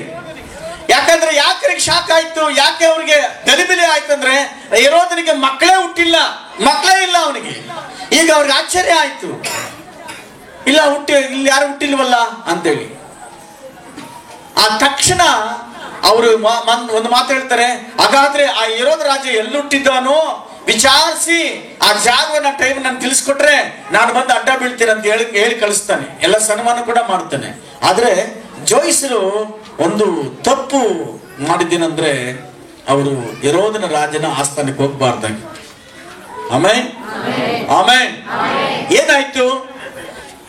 ಅವ್ರು ಸಂತೋಷ ಪಡ್ಬೇಕಂತ ವಿಚಾರದಲ್ಲಿ ಅವ್ನ ಏನ್ ಮಟ್ಟ? ಕಳವಳ ಪಟ್ಟ, ಕೋಪ ಪಟ್ಕೊಂಡ, ಸಿಟ್ಟು ಪಟ್ಕೊಂಡ. ಇದರಿಂದ ಏನಾಯ್ತು ಗೊತ್ತಾ? ಈ ಬೆತ್ಲೆಹೇಮಲ್ಲಿ ದೊಡ್ಡ ಗೋಳಾಟ ಆಯ್ತು. ಯೇಸುಸ್ವಾಮಿ ಹುಟ್ಟಿದಕ್ಕೆ ಆ ರಾಜ್ಯದಲ್ಲಿ ಪಂಡಿತರ ಕಡೆ ಸಂತೋಷ ಒಂದು ಕಡೆ, ದೇವದೂತರೇ ಹೇಳ್ತಾರೆ ಭೂಲೋಕದಲ್ಲಿ ಏನಾಗ್ತದೆ? ಸಮಾಧಾನ ಉಂಟಾಗ್ತದೆ, ಪರಲೋಕದಲ್ಲಿ ದೇವರಿಗೆ ಮಹಿಮೆ ಉಂಟಾಗುತ್ತೆ ಅಂತ ಹೇಳ್ತಾರೆ. ಆದ್ರೆ ಬೆತ್ಲೆಹೇಮಲ್ಲಿ ಆದಂತ ಕಾರಣ ಏನಪ್ಪ? ಗಾಯ ಏನು, ನೋವು ಏನು ಅಂತ ನೋಡಿದಾಗ ಮನೆಗಳಲ್ಲಿ 2 ವರ್ಷ ಮಕ್ಕಳು, ಗಂಡು ಮಕ್ಕಳೆಲ್ಲ ಕೊಲೆ ಮಾಡಿಬಿಡ್ತಾರೆ. ಇದರಿಂದ ಫಸ್ಟ್ ಕ್ರಿಸ್ಮಸ್ ಅಲ್ಲಿ ಆ ಊರಲ್ಲಿ ಕಣ್ಣೀರು. ಸಂತೋಷವಾಗಿ ಆಚರಣೆ ಮಾಡ್ಬೇಕಂತ ವಿಚಾರದಲ್ಲಿ, ಸಂತೋಷದಲ್ಲಿ ಅನೇಕ ಕುಟುಂಬಗಳಲ್ಲಿ ಕಣ್ಣೀರು ಇರ್ತದೆ, ದುಃಖ, ಗೋಳಾಟ ತುಂಬಿದೆ. ಯಾವುದ್ರಲ್ಲಿ? ಮೊದಲನೇ ಕ್ರಿಸ್ಮಸ್, ಪ್ರಪಂಚದ ಮೊದಲನೇ ಕ್ರಿಸ್ಮಸ್ ಅಲ್ಲಿ ಕೆಲವರು ಸಂತೋಷ ಪಟ್ರೆ, ಇನ್ನು ಕೆಲವರು ಆ ಊರಲ್ಲಿ ಗೋಳು. ಕಾರಣ ಏನಪ್ಪ ಅಂದ್ರೆ 16ನೇ ವಾಕ್ಯದಲ್ಲಿ ನೋಡ್ತೀವಿ, 2-16ನೇ ವಾಕ್ಯದಲ್ಲಿ. ಆಗ ಹೆರೋದನು ತನಗೆ ಜೋಯಿಸರು ಮೋಸ ಮಾಡಿದವರೆಂದು ತಿಳಿದು ಬಹಳ ಸಿಟ್ಟಾಗಿ ಆಳುಗಳನ್ನು ಕಳುಹಿಸಿ ತಾನು ಜೋಯಿಸರಿಂದ ತಿಳುಕೊಂಡ ಕಾಲಕ್ಕೆ ಸರಿಯಾಗಿ ಬೆತ್ಲೆಹೇಮಿನಲ್ಲಿಯೂ ಅದರ ಎಲ್ಲಾ ನೆರೆಹೊರೆ ಹಳ್ಳಿಗಳಲ್ಲಿಯೂ 2 ವರ್ಷದೊಳಗಿನ ಗಂಡು ಕೂಸುಗಳನ್ನೆಲ್ಲ ಕೊಲ್ಲಿಸಿದನು. ಏನಾಯ್ತು? 18 ವಾಕ್ಯದಲ್ಲಿ ನೋಡ್ತೀವಿ, ಕೇಳಿಸ್ತಂತೆ. ಅಂದ್ರೇನು? ಅಳುವಿಕೆಯು, ಬಹು ಗೋಳಾಟವು ಉಂಟಾದವು. ತುಂಬಾ ಗೋಳಾಟ ಆಯ್ತು, ಕೂಗಾಟ ಆಯ್ತು, ಕಿಲ್ಚಾಟ ಆಯ್ತು. ಎಲ್ರು ಯಾರ ಮನೇಲಿ ನೋಡಿದ್ರು ನನ್ನ ಮಗನ ಸತ್ತೋದ್ನೆ ಅಂತೇಳಿ ಗೋಳಾಡ್ತವ್ರೆ. ಇದಕ್ಕೆಲ್ಲ ಕಾರಣ ಏನು ಗೊತ್ತಾ? ಜೋಯಿಸರು ತುಂಬಾ ಜ್ಞಾನಿಗಳು ಅಂದ್ಕೊಂಡಂತ, ಚೆನ್ನಾಗಿ ಶಾಸ್ತ್ರ ಬಲ್ಲಂತವರು, ವಾಕ್ಯವನ್ನು ತಿಳಿದಂತವರು ಅಂದ್ಕೊಂಡಂತ ಈ ಜೋಯಿಸರು ಮಾಡಿದಂತ ಸಣ್ಣ ತಪ್ಪು ಇಡೀ ಊರು ಗೋಳಾಟಕ್ಕೆ ಕಾರಣವಾಯಿತು. ಸಂತೋಷವಾಗಿರ್ಬೇಕಂತಹ ಒಂದು ಸಮಾಜ, ಆ ಊರು ಗೋಳಾಟಕ್ಕೆ ಕಾರಣವಾಯಿತು. ಅದಕ್ಕೆ ಆತರ ಪಟ್ಟು ಓಡಬಾರದು, ಪರಿಶೀಲಿಸಬೇಕು, ಪವಿತ್ರಾತ್ಮಗೋಸ್ಕರ ಕಾಯಬೇಕು. ಆಮೆನ್. Praise the Lord. ಅನೇಕ ಸಂದರ್ಭಗಳಲ್ಲಿ ಈ ಚೆನ್ನಾಗಿ ಗೊತ್ತಿರುವವರೇ ಅನೇಕ ಆದಂತಹ ತಪ್ಪಾದಂತಹ ಮಾರ್ಗದಲ್ಲಿ ಹೋಗ್ಬಿಡೋದು ಜಾಸ್ತಿ. ಸಭೆಗಳು ಹೊಡೆದು ಹೋಗ್ತವೆ, ಗಲಿಬಿ. ಈಗಾಗಲೇ ಹೋಗಿರುವಂತಹ ಸಭೆ ಬಿಟ್ಟು ಹೋಗಿರೋನ್ನ ನೋಡಿದಾಗ ಕಾರಣ ಏನಂದ್ರೆ, ಅತಿ ಜ್ಞಾನ, ನನಗೆ ಗೊತ್ತಿರೋದು ಅಂತೇಳಿ ಓಡೋದವರೇ ಜಾಸ್ತಿ. ನಂತರ ಗೊತ್ತಾಗುತ್ತೆ ನನಗೇನು ಗೊತ್ತಿಲ್ಲ. ಆಮೇನ್. ಇದು ಗೊತ್ತಿರೋರು ಮಾಡುವಂತ ಸಣ್ಣ ತಪ್ಪು ದೊಡ್ಡ ಪೆನಾಲ್ಟಿಯನ್ನು ಕೊಡುತ್ತೆ, ದೊಡ್ಡ ಸಮಸ್ಯೆಯನ್ನು ಉಂಟು ಮಾಡುತ್ತೆ. ಇಲ್ಲಿ ಇವ್ರು ಮಾಡಿದ ತಪ್ಪೇನಂದ್ರೆ ಅಲ್ಲಿ ಇರೋದನ್ನ ರಾಜನ ಆಸ್ಥಾನದಲ್ಲಿ ಉಡ್ತಾನಂತೇಳಿ ಅಂದ್ಕೊಂಡ್ರು.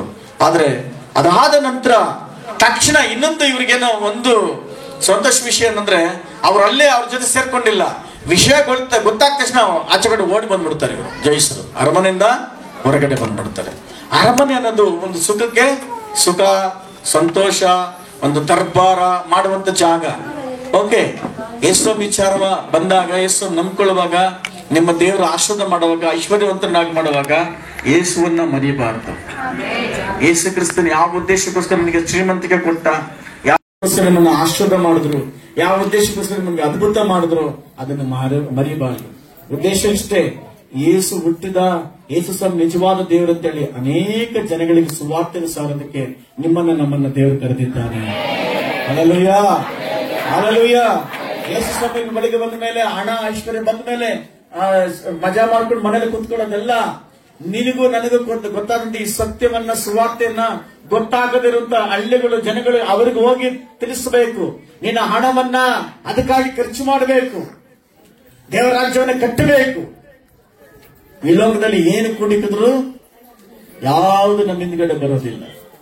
Amen, amen, hallelujah. ಎಷ್ಟು ಕುಡಿಕಿದ್ರು ಏನೆಲ್ಲ ಮಾಡಿದ್ರು ನಮ್ಮ ಹಿಂದ್ಗಡೆ ಏನು ಬರೋದಿಲ್ಲ. ಅದು ಪರಲೋಕಕ್ಕೆ ಹೋಗುವಂಥದ್ದು ಎತ್ತಿಕೊಳ್ಳೋದು ಅಂದ್ರೆ ನಿಮ್ಮ ಹಣವನ್ನ ನಿಮ್ಮ ಆಸ್ತಿ ಪಾಸ್ತಿ ಸುವಾರ್ತೆಗಾಗಿ ಖರ್ಚು ಮಾಡಿದಾಗ ಪರಲೋಕದಲ್ಲಿ ಅದು ಕೂಡಿಕಲ್ಪಡುತ್ತದೆ. Hallelujah, hallelujah. Praise the Lord, praise the Lord. ದೇವರಿಗೆ ಸ್ತೋತ್ರ. ಆಮೆನ್. ದೇವರು ನಿಮ್ಗೆ ಏನು ಬಲ ಕೊಟ್ಟಿದ್ದಾನೋ, ಟ್ಯಾಲೆಂಟ್ ಕೊಟ್ಟಿದ್ದಾನೋ, ದೇವರ ಸುವಾರ್ತೆಗೋಸ್ಕರ, ಸೇವೆಗೋಸ್ಕರ ಅದನ್ನ ಖರ್ಚು ಮಾಡಬೇಕು. ದೇವರಿಗೆ ಸ್ತೋತ್ರ. ಆಮೆನ್. ನೋಡ್ರಿ, ಇವರು ಜ್ಞಾನಿಗಳೇ, ಜಯಿಸ್ರೆ.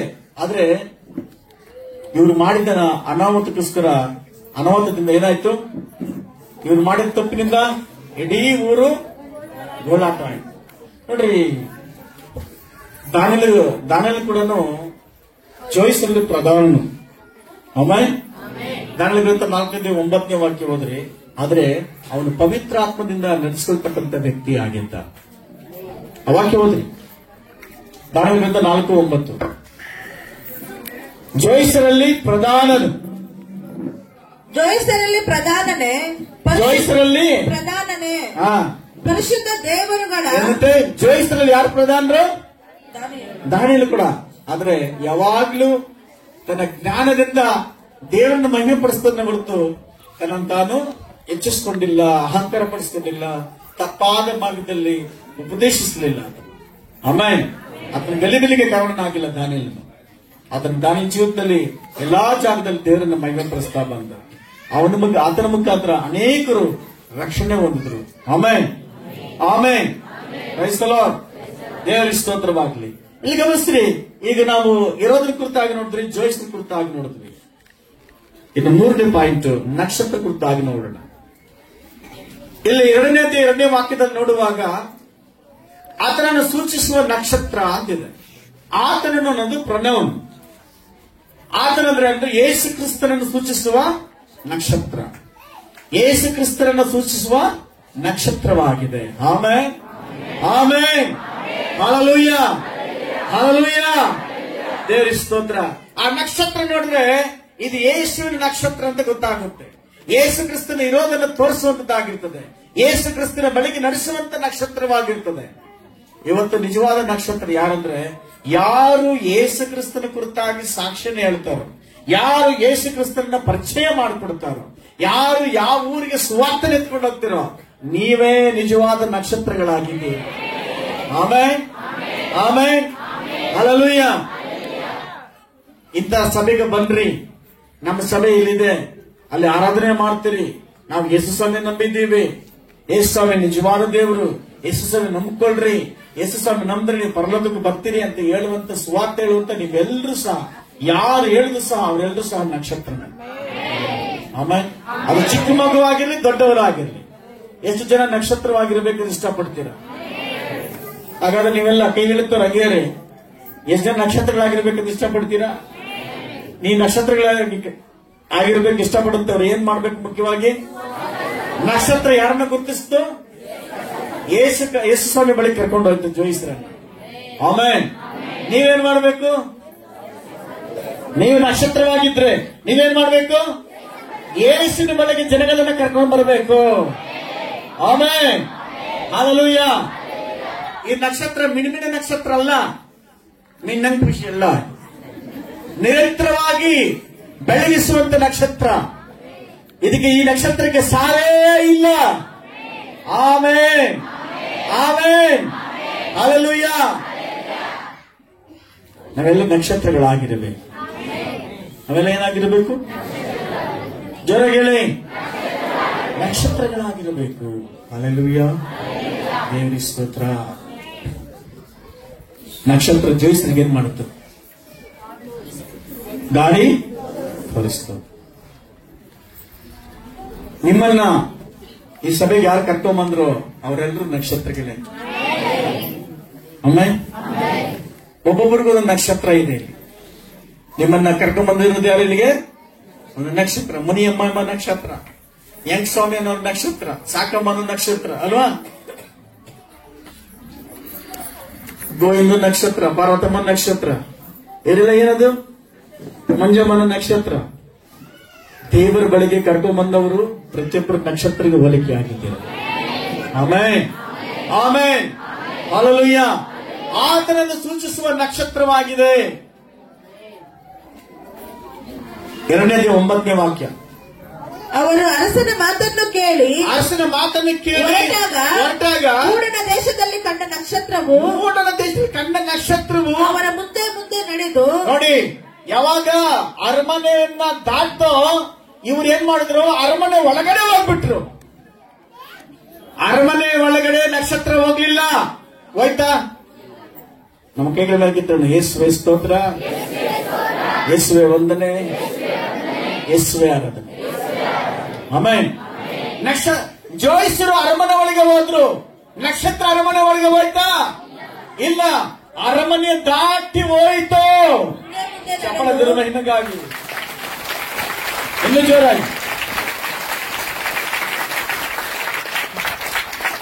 ಹೋಗಿ ಅವರು ಮೂಡನ ದೇಶದಲ್ಲಿ ಕಂಡ ನಕ್ಷತ್ರವು ಅವರ ಮುಂದೆ ಮುಂದೆ ನಡೆದು ಕೂಸಿದ ಸ್ಥಳಕ್ಕೆ ಬಂದು ನಿಂತಿತು. ಆಮೆನ್. ಎಲ್ಲಿವರೆಗೂ ನಕ್ಷತ್ರ ಬಂತು? ಯೇಸು ಕ್ರಿಸ್ತನು ಇರುವಂತ ಜಾಗಕ್ಕೆ ಆ ಜೋಯಿಸರನ್ನ ಕರ್ಕೊಂಡ್ಬಂದು ಆ ನಕ್ಷತ್ರ ಬಿಟ್ಟು. Amen, amen. ಅನೇಕ ಜನ ಯೇಸು ಸ್ವಾಮಿಯಿಂದ ಸುವಾರ್ತೆ ಹೇಳಿ ಚರ್ಚೆ ಕರ್ಕೊಂಡ್ಬರ್ತೀರ. ಅವ್ರು 1 ವಾರ 2 ವಾರ ಬಂದು ಬಿಟ್ಟು ಹೋಗ್ತಾರೆ. ಕೆಲವರು ಹೇಳ್ತಾರೆ, ಅಷ್ಟೇ ನಾವು ಕರ್ಕೊಂಡ್ಬರ್ತೀವಿ, ನಡುವೆ ಕೆಲವು ಆತ್ಮಗಳು ನಿಲ್ತಾನೆ ಇಲ್ಲ ಅಂತ. ನೀವು ಪ್ರಾರ್ಥಿಸಬೇಕು. ನೀವು ಎಂತ ನಕ್ಷತ್ರವಾಗಿರ್ಬೇಕಂದ್ರೆ ಯೇಸುವಿನ ಬಳಿ ಕರ್ಕೊಂಡ್ಬಂದು ಬಿಟ್ಟೋದು ಮಾತ್ರ ಅಲ್ಲ, ಅವರ ದೀಕ್ಷಾ ಸ್ಥಾನ ನೆನೆಸಿ ಸಭೆ ಒಳಗೆ ಸೇರಿಸುವವರೆಗೂ ನಿನ್ನ ಜವಾಬ್ದಾರಿ. Amen, amen. ಏನ್ ಮಾಡ್ಬೇಕು? ದೇವರ ಬಳಿಗೆ ಸೇರಿಸಿ ಅವರ ದೀಕ್ಷಾ ಸ್ಥಾನ ಇದು ಸಭೆ ಒಳಗೆ ಸೇರಿಸುವವರೆಗೂ ನಿನ್ನ ಜವಾಬ್ದಾರಿ ಆಗಿರ್ತದೆ. ಸೇವಕರ ಜವಾಬ್ದಾರಿ ಆಗಿರ್ತದೆ.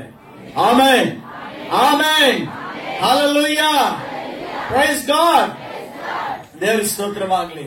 ನೋಡ್ರಿ, ನ್ಯಾಯಾಧಿಪತಿಗಳು 5ನೇ ಅಧ್ಯಾಯ 20ನೇ ವಾಕ್ಯ ಹೋದ್ರಿ. ನ್ಯಾಯಸ್ಥಾಪಕರು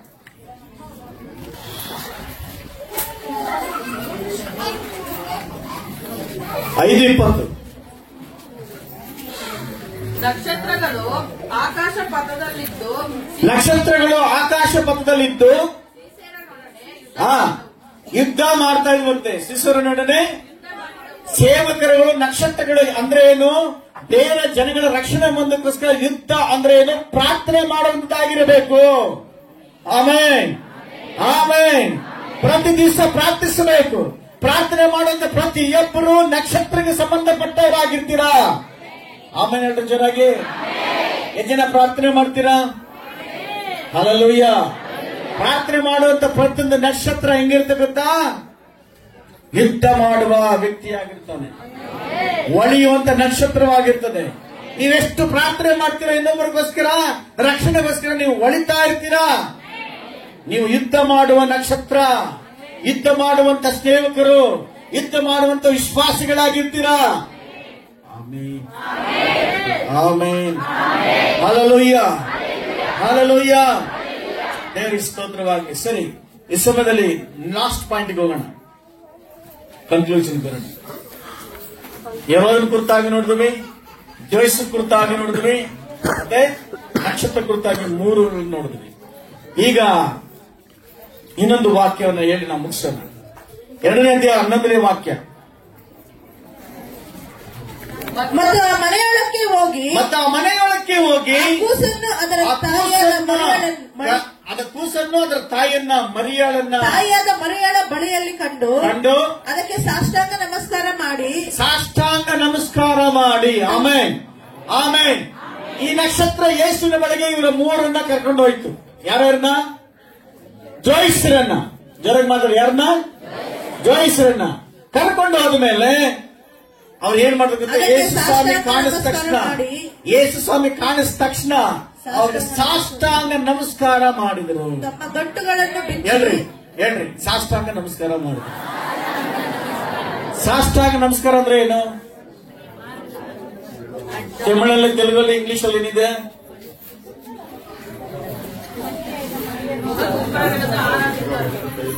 ಮದುವೆ చూసి சாகிப்படி. ஓகே, தமிழಲ್ಲಿ அவர்கள் அந்த வீட்டுக்குள் பிரவேசித்து பிள்ளையையும் அதன் தாயாகிய மரியாதையும் கண்டு சாஷ்டாங்கமாய் விழுந்து ಸಾಷ್ಟಾಂಗ. ಗಮನಿಸ್ರಿ, ಯಾರಾದ್ರೂ ಸಾಷ್ಟಾಂಗ ಅಂದ್ರೆ ಕೈಗಳು ಮುಂದ್ಗಡೆ, ಕಾಲುಗಳು ಹಿಂದ್ಗಡೆ, ನೆಲದ ಮಟ್ಟಕ್ಕೆ, ಆಣೆ ನೆಲವನ್ನ ಮುಟ್ಟಿರಬೇಕು, ಕೈಗಳು ಮುಂದೆ ಜೋಡಿಸಿರಬೇಕು, ಪಾದಗಳು ಹಿಂದ್ಗಡೆ ನೀಟಾಗಿರಬೇಕು. ಇದನ್ನ ಸಾಷ್ಟಾಂಗ ಅಂತ ಕರಿತೇವೆ. ಮೋಸ್ಟ್ಲಿ ನೀವು ಯಾರು ಸಾಷ್ಟಾಂಗವಾಗಿ ನಮಸ್ಕಾರ ಮಾಡೋದು ಅಭ್ಯಾಸ ಗೊತ್ತಿಲ್ಲ. ಸಾಷ್ಟಾಂಗ ಗೊತ್ತಾ? ಹೆಂಗ್ ಹೇಳ್ರಿ? ಮಲ್ಕೊಂಡ್ರೆ ನೆತ್ತಿನ ನೆಲಕ್ಕೆ ಮುಟ್ಟಿರುತ್ತದೆ, ಅದು ನಮ್ಮ ಸಾಷ್ಟಾಂಗ ನಮಸ್ಕಾರ ಅಂತೆ. ಅದಕ್ಕೆ ಮತ್ತೊಂದು ಬೈಬಲ್ ಪ್ರಕಾರ ಅದರ ಅರ್ಥ ಏನಂದ್ರೆ ಆರಾಧನೆ ಮಾಡೋದು, ದೇವರಿಗೆ ಸರೆಂಡರ್ ಆಗಿ ಆರಾಧನೆ ಮಾಡೋದು. ಅಲ್ಲಿ 2ನೇ ವಾಕ್ಯದಲ್ಲಿ ಹೇಳ್ತಾರೆ ನೋಡ್ರಿ, ಯೆಹೂದ್ಯರ ಅರಸನಾಗಿ ಹುಟ್ಟಿದವನು ಎಲ್ಲಿದ್ದಾನೆ? ಆತನನ್ನು ಸೂಚಿಸುವ ನಕ್ಷತ್ರ ನಾವು ಮೂಡಣ ದೇಶದಲ್ಲಿ ಅಡ್ಡ ಬೀಳುವುದಕ್ಕೆ ಬಂದವು. ಆಮೇನ್. ಮೊದಲೇ ಅವ್ರು ತೀರ್ಮಾನ ಮಾಡಿದ್ರು, ನಾವು ಅಡ್ಡ ಬೀಳಬೇಕು. ಯಾರಿಗೆ? ಯೇಸುವಿಗೆ ನಾವು ಅಡ್ಡ ಬೀಳಬೇಕು. ಆಮೇನ್. ಅಜಯಶ್ರೇಷ್ಠ ಯೆಹೋವನ ಹತ್ರ ಬಂದು ರಾಜನ ಆಸ್ಥಾನದಲ್ಲಿ, ಎಲ್ಲೇ ಆ ಕೂಸು, ಎಲ್ಲೇ ಆ ರಾಜ, ನಾವು ಅದ್ರಿಗೆ ಅಡ್ಡ ಬೀಳಬೇಕು ಅಂತೇಳಿ. ನಂತರ ನೋಡ್ರಿ, ಅವರು ಬಂದ ತಕ್ಷಣ ಸಾಷ್ಟಾಂಗ ನಮಸ್ಕಾರ ಮಾಡಿ, ಸಾಷ್ಟಾಂಗ ನಮಸ್ಕಾರ. ಯೇಸುವನ್ನ, ಬಾಲ ಯೇಸುವನ್ನ ನೋಡಿದ ತಕ್ಷಣ, ಅಂದ್ರೆ ಮಗು ಯೇಸುವನ್ನ ನೋಡಿದ ತಕ್ಷಣ ಅವ್ರು ಸಾಷ್ಟಾಂಗ ನಮಸ್ಕಾರ ಮಾಡಿದ್ರಂತೆ. ಆಮೇನ್. ನಾವು ಸಭೆ ಒಳಗಡೆ ಬರ ತಕ್ಷಣ ಯೇಸುವಿಗೆ ನಾವು ಆರಾಧನೆ ಮಾಡಬೇಕು. ಆಮೇನ್ ಆಮೇನ್. ಅದನ್ನ ಸೂಚನೆ ಆಗಿ ಮೊಣಕಾಲೂರಿ ಕೈಗಳೆತ್ತಿ ನಾವು ಪ್ರಾರ್ಥನೆ ಮಾಡ್ತೀವಿ. ಅದರ ಅರ್ಥ ಏನಂದ್ರೆ ಸಾಷ್ಟಾಂಗ ನಮಸ್ಕಾರ ಅಂತೇಳಿ, ಸಾಷ್ಟಾಂಗ ಆರಾಧನೆ ಅಂತೇಳಿ. ಆಮೇನ್ ಆಮೇನ್. ನಾವು ಯಾರನ್ನ ಆರಾಧಿಸಕ್ಕೆ ಬಂದಿದ್ದೀವಿ? ಇಲ್ಲಿ ಯೇಸುವನ್ನ ಆರಾಧನೆ ಮಾಡಕ್ ಬಂದಿದ್ದೇವೆ. ಆಮೇಲೆ ಜನರಾಗಿ ಹಲ್ಲೆಲೂಯಾ, ಯೇಸುವನ್ನ ಆರಾಧನೆ ಮಾಡಕ್ ಬಂದಿದ್ದೇವೆ. ಆಮೇನ್. ಅಲ್ಲಿ 3 ವಸ್ತುಗಳನ್ನ ತಂದಿರೋದು ನಾವು ನೋಡ್ತೇವೆ. ಬಂದ್ರಿ, ಅದಕ್ಕೆ ಸಾಷ್ಟಾಂಗ ನಮಸ್ಕಾರ ಮಾಡಿ, ಗಂಟುಗಳನ್ನು ಬಿಚ್ಚಿ, ಏನಂತೆ? ತಮ್ಮ ಗಂಟುಗಳನ್ನ ಬಿಚ್ಚಿ ಅದಕ್ಕೆ ಚಿನ್ನ, ಧೂಪ, ರಕ್ತ ಬೋಳಗಳನ್ನು ಕಾಣಿಕೆಯಾಗಿ ತಮ್ಮ ಗಂಟುಗಳನ್ನ ಬಿಚ್ಚಿ. ಆಮೇನ್ ಆಮೇನ್. ಹಲ್ಲೆಲೂಯಾ. ಇಲ್ಲಿ ಮಾತ್ರ ಬಿಚ್ಚಿ ಅಂತಿದೆ. ಮನೆಗೆ ಬರಬೇಕು, ಮನೆಯಿಂದ ಸಭೆಗೆ ಬರಬೇಕಾದ್ರೆ ಬರಿ ಕೈಲಿ ಬರಂಗಿಲ್ಲ. ಸಭೆಯಲ್ಲಿಯೇ ಕಾಣಿಕೆಯೊಂದಿಗೆ ದೇವರ ಆಲಯಕ್ಕೆ ಬರಬೇಕಂತ ದೇವರ ವಾಕ್ಯ ಹೇಳುತ್ತೆ. ಆಮೇನ್. ಹೆಂಗ್ ಬರ್ಬೇಕಂತೆ? ಕಾಣಿಕೆಯೊಂದಿಗೆ ದೇವರ ಆಲಯಕ್ಕೆ ಬರಬೇಕು. ಈ ಕಾಣಿಕೆ ಕೈಯಲ್ಲಿ ಬಿಚ್ಚುವಾಗ ಗೊತ್ತಾಗುತ್ತೆ ನಿನ್ನ ಗುಣ, ನಿನ್ನ ಆರಾಧನೆ, ನಿನ್ನ ಗೌರವ, ನಿನ್ನ ಪ್ರೀತಿ, ಯೇಸುವನ್ನು ಎಷ್ಟು ಪ್ರೀತಿಸ್ತಿ ಅಂತೇಳಿ ನಿನ್ನ ಕಾಣಿಕೆಗಳು ಬಿಚ್ಚುವಾಗ ಗೊತ್ತಾಗುತ್ತೆ. ಆಮೇನ್. ಕೆಲವರನ್ನ ಕಾಣಿಕೆ ಕವರಲ್ಲಿ ಬರೆದು ಕೊಡ್ತಾರೆ. ಆ ಕವರ್ಗಳಿಗಾಗಿ ಪ್ರೇ ರಿಕ್ವೆಸ್ಟ್ ಬರ್ದಿರ್ತಾರೆ, ಕೆಲವು ಸ್ಲಿಪ್ ಬರ್ದಿಕ್ಕಿರ್ತಾರೆ. ನಾನು ಅದನ್ನು ಓದಿ ಪ್ರಾರ್ಥನೆ ಮಾಡ್ತೀನಿ. ಅದನ್ನು ಕೆಲವರು ಕಟ್ಟುಗಳನ್ನು ಬಿಚ್ಚುವಾಗಲೇ ಕಾಣಿಕೆ ಲೆಕ್ಕಾಗೋರ್ಗೆ ಒಂಥರ ಖುಷಿ. ಆಮೇಲೆ ಇನ್ನೊಂದು ಟೈಮ್ ಬೇಜಾರಾಗ್ತದೆ. ಅದು ನೋಟ್ಗಳಲ್ಲಿ ಎಲ್ಲೆಲ್ಲಿ ಹೋಗಲ್ವ ದುಡ್ಡು, ಅಂಗಡಿಗಳಲ್ಲೆಲ್ಲ ಹೋಗಲ್ವೋ, ಆ ದುಡ್ಡು ತಂದು ಎಲ್ಲ ಹಾಕ್ಬಿಡ್ತಾರೆ. ಪಾಸ್ಟ್ ಪಾರ್ಪಿಸ್ತಾರೆ. ಕಂಡಕ್ಟರ್ ಪಾರ್ಕಿಂಗ್ లేదు, ಪಾಸ್ಟ್ ಮಾತ್ರ ಪಾರ್ಪಿಸ್ತಾರೆ. ఆ పాస్ట్ తిన్ని ఎవరికన్నా ఇచ్చుకొని పార్కపోతే అంతే పోని. నేను వేసేది చినిగిపోయిన నోటు, ದೇವರಿಗೆ ಹೊಸ ನೋಟ್ ಅನ್ಬೇಕು. ಆಮೇನ್. ಚೆನ್ನಾಗಿರೋ ಬೆಸ್ಟ್ ಆಗಿರೋದು ಕೊಡ್ಬೇಕಂತ. ಆಮೇನ್. ಅವಾಗ ಅವಾಗ ಚಲಪತಿಲ್ಲ ಬೆಸ್ಟ್ ಆಗಿರೋದು ಕೊಡಬೇಕು ಅಂತ ತಿಳಿಸ್ತಾನಲ್ಲ. ಈಗ ಯಾಕೆ ದೇವರಿಗೆ ಅದು ಆಸೆ ಕೊಡ್ಬೇಕಾರದು. ಆಮೇನ್. ಹಲ್ಲೆಲೂಯ. ಒಂದು ವೇಳೆ ಅವರವರ ಕಾಣಿಕೆಗಳನ್ನ ಇಲ್ಲಿ ಬಿಚ್ಚಬೇಕು ಅಂದಾಗ ನೀನು ಹೆಂಗನ ಹಾಕೋ. ಇನ್ನು ಕೆಲವರು ಹೇಳ್ತಾರೆ ನಿನ್ನ ಕಾಣಿಕೆ ನೋಡ್ಬಿಟ್ಟು ಹೊಟ್ಟೆಗೆ ಬಿಡ್ತಾರೆ, ನೀನ್ ಅಷ್ಟು ಕೊಡ್ತಾ ಇದೀಯ, ನಾನು ಎಷ್ಟು ಕೊಡ್ತಾ ಇದ್ದೀನಿ, ನಾನು ದರಿದ್ರನಾಗ್ಬೇಕು, ನೀನು ದರಿದ್ರನಾಗ್ಬೇಕು ಅಂತೇಳಿ ನಿಮ್ಗೆ ಹೇಳ್ಕೊಡೋರು ಬರ್ತಾರೆ. ಅವ್ರಿಗೆ ಹೇಳ್ಬೇಕು, ದರಿದ್ರದವನೇ ನೀನು ದರಿದ್ರರಾಗಿ ನನ್ನ ದರಿದ್ರನಾಗಿ ಮಾಡಬೇಕು. ನಾನು ಯಾರ ಮೆಚ್ಚೋದ್ ಬಂದಿದ್ದ ಪಾಸ್ಟರ್ನಲ್ಲ, ದೇವರನ್ನು ಮೆಚ್ಚಿದ್ದೆ. ಯಾರ ಮೆಚ್ಚೋದಕ್ಕೆ? ನಾನು ಕ್ರಿಸ್ತನಲ್ಲಿ ಐಶ್ವರ್ಯವಂತನಾಗಿದ್ದೇನೆ. ಏನಾಗಿದ್ದೇನೆ? ಕ್ರಿಸ್ತನಲ್ಲಿ ಐಶ್ವರ್ಯವಂತನಾಗಿದ್ದೇನೆ. ಕ್ರಿಸ್ತನನ್ನ ಸಂತೋಷವಾಗಿ ಆರಾಧನೆ ಮಾಡ್ತೇನೆ. ಬಿಚ್ಚಬೇಕು. ಆಮೇನ್, ಆಮೇನ್. ಮನೆಯಲ್ಲಿ ಮಾತಾಡ್ಕೊಂಡು ಪ್ರಾರ್ಥನೆ ಮಾಡ್ಕೊಂಡು ಸಭೆಗೆ ಬಂದಾಗ ಬರಿಗೈಲು ಬರದೆ ಸಮೃದ್ಧಿಯಾಗಿ ಎತ್ಕೊಂಡ್ ಬಂದಾಗ ಆ ಕಟ್ಟನ್ನು ಬಿಚ್ಚಿದಾಗ, ಗಂಟನ್ನು ಬಿಚ್ಚಿದಾಗ ಏನಾಗುತ್ತೆ ಗೊತ್ತಾ? ಅನೇಕ ಸಾಕ್ಷಿ ಆಗಿರ್ಬೇಕು. ನೀನು ಬಡವಳ ಶ್ರೀಮಂತರಲ್ಲ, ನೀನು ಕಾಣಿಕೆ ಕೊಡೋದ್ರಲ್ಲಿ ದೇವರು ಎಷ್ಟು ನಿನ್ನ ಮೇಲೆ, ನೀನೆಷ್ಟು ದೇವರ ಮೇಲೆ ಪ್ರೀತಿ ಇಟ್ಟಿದ್ದೀನ ತೋರಿಸುತ್ತೆ. Hallelujah, hallelujah. ಸರಿ, ಟೈಮ್ ಇಲ್ಲ, ಬಿಚ್ಚುವಂತ ವಿಚಾರದಲ್ಲಿ ನೋಡ್ರಿ, ಮುಂದೆ ಹೋದ್ರಿ. ಅದಕ್ಕೆ ಚಿನ್ನ, ಧೂಪ, ರಕ್ತ ಬೋಳಗಳನ್ನು ಕಾಣಿಕೆಯಾಗಿ ಕೊಟ್ಟರು. ನೀ ಲೋಕದಲ್ಲಿ ನೀವೇನೆಲ್ಲ ಕಾಣಿಕೆಗಳು ಕೊಟ್ಟರು ಸಹ ಪರಲೋಕದಲ್ಲಿ ಅದು ಸೇರಿಸೋದಕ್ಕೆ ಸಾಧ್ಯವಿಲ್ಲ. ನೀವೆಷ್ಟು ಸಂಪಾದನೆ ಮಾಡಿದ್ರೆ ನಿಮ್ಮ ಹಿಂದ್ಗಡೆ ಬರೋದಿಲ್ಲ. ಕೋಟಿಗಟ್ಲೆ ಆಸ್ತಿ ಹಣ ಇತ್ತು ಟಾಟಾ ಅವರಿಗೆ, ಹೋಗುವಾಗ ಏನು ಎತ್ಕೊಂಡೋಗಿಲ್ಲ.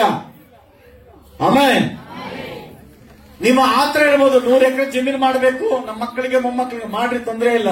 ಅದು ನಿನಗೆ ಹಿಂದ್ಗಡೆ ಬರೋದು, ನಿನ್ನ ಹಿಂದ್ಗಡೆ ಏನು ಬರೋದಿಲ್ಲ. ಆಸ್ತಿ ಪಾಸ್ತಿ ಜಾಸ್ತಿ ಮಾಡಿக்கிறವರು ತನ್ನ ತಂದೆ ತಾಯಿಗೆ ಊಟ ಕೂಡ ಸರಿಯಾಗಿ ಹಾಕಲ್ಲ. ಆಸ್ತಿ ಪಾಸ್ತಿ ಮಾಡೋದ್ರಲ್ಲೇ ಫುಲ್ ಬ್ಯುಸಿ ಆಗಿರ್ತಾರೆ. ಹಂಗಂತೇಳಿ ಇರೋ ಆಸ್ತಿನ ಹಾಳು ಮಾಡಬೇಕು ಅಂತಲ್ಲ, ದೇವರಿಗಿಂತ ಹೆಚ್ಚಾಗೋದನ್ನ ಯಾವುದು ಪ್ರೀತಿಸಬಾರದು ಅಂತ. ಆಮೇಲೆ ಆದ್ರೆ ನಿಮ್ಮ ಆಸ್ತಿ ಪಾಸ್ತಿಗಳು ಪರಲೋಕದಲ್ಲಿ ನೋಡಕ್ ಸಾಧ್ಯ ಯಾವಾಗ? ಅದು ಸೇವೆಗೆ ಉಪಯೋಗ ಮಾಡಿಕೊಳ್ಳುವಾಗ. ನಿಮ್ಮ ಆಸ್ತಿಗಳನ್ನ ಕರಗಿಸಿ, ನಿಮ್ಮ ಬಂಗಾರವನ್ನ ಕರಗಿಸಿ, ನಿಮ್ಮ ಹಣವನ್ನ ಕರಗಿಸಿ ಪರಲೋಕದಲ್ಲಿ ಇಡುವಂತ ಕಾರ್ಯ ಇದೆ. ಅದಂದ್ರೆ ಆತ್ಮಗಳ ಆದಾಯ ಮಾಡೋದಕ್ಕೆ, ಸೇವೆ ಮಾಡೋದಕ್ಕೆ, ಸಭೆ ಕಟ್ಟೋದಕ್ಕೆ ನೀವು ಯಥಾರ್ಥವಾಗಿ ಕೊಡುವಾಗ ಅದೇ ಪರಲೋಕದಲ್ಲಿ ಸೇವೆ ಪಡ್ತದೆ ಹೊರತು ಬೇರೆ ಯಾವುದು ಈ ಲೋಕದಲ್ಲಿ ಹಿಂದ್ಗಡೆ ಬರೋದಿಲ್ಲ. ಆಮೇಲೆ ಕೊನೆಗೆ 3 ಮುಖ್ಯವಾಗಿರುವಂತ ವಿಚಾರ. ಅಲ್ಲಿ ಗಂಟನ್ನ ಬಿಚ್ಚಿದಾಗ ಏನಾಯ್ತು ನೋಡ್ರಿ? ಚಿನ್ನ, ಧೂಪ, ರಕ್ತ ಬೋಳ, ಚಿನ್ನ, ಧೂಪ, ರಕ್ತ ಬೋಳಗಳನ್ನ ಕಾಣಿಕೆಯಾಗಿ ಕೊಟ್ಟರಂತೆ. 3 ಇದಾವಲ್ಲಿ. ಯಾವ್ದು? ಚಿನ್ನ, ಧೂಪ, ರಕ್ತ ಬೋಳ. ಹಲ್ಲೆಲೂಯ. ಈ 3 ಯಾರಲ್ಲಿ ಇರ್ತದೋ, ಯೇಸು ಸ್ವಾಮಿ 2 ಸಾರಿ ಬಂದಾಗ, ಇದು ಹುಟ್ಟಿದಾಗ ಕೊಟ್ಟಂತ ಕಾಣಿಕೆ. ಆಮೇಲೆ ಯೇಸು ಸ್ವಾಮಿ ಹುಟ್ಟಿದಂತಹ ಸಂದರ್ಭದಲ್ಲಿ ಕೊಟ್ಟಂತ ಕಾಣಿಕೆ. ಯೇಸು ಸ್ವಾಮಿ ಹುಟ್ಟಿದ ಮೇಲೆ ಕೊಟ್ಟಂತ ಈ ಕಾಣಿಕೆ ಏನು ಸೂಚಿಸುತ್ತೆ ಅಂದ್ರೆ 3 ತುಂಬಾ ಇಂಪಾರ್ಟೆಂಟ್ ತೋರಿಸುತ್ತೆ. ಈ 3 ನಮ್ಮ ಜೀವನದಲ್ಲಿ ಇದ್ರೆ 2ನೇ ಸಾರಿ ಯೇಸು ಕ್ರಿಸ್ತನು ಬಂದಾಗ ನಾವು ಎತ್ತಲ್ಪಡ್ತೇವೆ. ಆಮೇಲೆ 3 ರೀತಿಯ ಕಾಣಿಕೆಗಳು ನಮ್ಮ ಹತ್ರ ಇದ್ದಾಗ ನಾವು ಎತ್ತಲ್ಪಡ್ತೇವೆ. ಈ 3 ನಮ್ಮ ಹತ್ರ ಇದ್ರೆ ಪರಲೋಕ ರಾಜ್ಯಕ್ಕೆ ಹೋಗಕ್ಕೆ ಸಾಧ್ಯ. ಈ ಯೇಸು ಕ್ರಿಸ್ತನು ಹುಟ್ಟಿದಾಗ ನೀವು ಕಾಣಿಕೆಗಳ ಸಮರ್ಪಿಸಿದ್ರು, ಕರ್ತನನ್ನ ಮಹಿಮೆ ಪಡಿಸಿದ್ರು, ಆರಾಧನೆ ಮಾಡಿದ್ರು. ಎರಡನೇ ಬರೋಣದಲ್ಲಿ ಯೇಸು ಕ್ರಿಸ್ತನ ಕಾಣಿಸ್ಕೊಳ್ಳುವಾಗ ಪರಲೋಕದಲ್ಲಿ ನಾವು ಕಾಣಿಸ್ಕೊಳ್ಬೇಕಾದ್ರೆ ಈ 3 ಮುಖ್ಯವಾಗಿರುವಂತದ್ದು. ಅದು ಯಾವುದು ಅಂದಾಗ, ಒಂದು ನಂಬಿಕೆ, ಒಂದೇನದು ನಂಬಿಕೆ, ಪ್ರಾರ್ಥನೆ, ಮತ್ತೆ ಯೇಸು ಕ್ರಿಸ್ತನಿಗೋಸ್ಕರ ನೀವು ಶ್ರಮ ಪಟ್ಟಿದ್ರೆ, ಕಷ್ಟವನ್ನ ಪಟ್ಟಿದ್ರೆ ಪರಲೋಕದಲ್ಲಿ ಲೆಕ್ಕಕ್ಕೆ ತೆಗೆದುಕೊಳ್ಳಲ್ಪಡುತ್ತದೆ. Amen, amen, praise the Lord. ಮೊದಲನೇದಾಗಿ 3 ಇಂಪಾರ್ಟೆಂಟ್. ಈ ಮೂರು ಯೇಸು ಕ್ರಿಸ್ತನಿಗೆ ಕೊಡಬೇಕು. ಮೊದಲನೇದಾಗಿ ನಂಬಿಕೆ. ಯೂದನ ಪತ್ರಿಕೆಯಲ್ಲಿ 20ನೇ ವಾಕ್ಯ 21ನೇ ವಾಕ್ಯ ಓದಿ.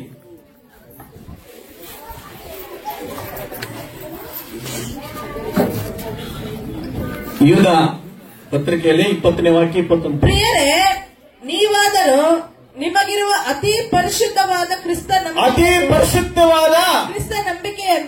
ನಂಬಿಕೆಯನ್ನು ಆಧಾರ ಮಾಡಿಕೊಂಡು ಭಕ್ತಿಯಲ್ಲಿ ಅಭಿವೃದ್ಧಿ ಹೊಂದುತ್ತಾ ಕ್ರಿಸ್ತನಲ್ಲಿ ಅಭಿವೃದ್ಧಿ ಹೊಂದುತ್ತಾ ಪವಿತ್ರಾತ್ಮ ಪ್ರೇರಿತರಾಗಿ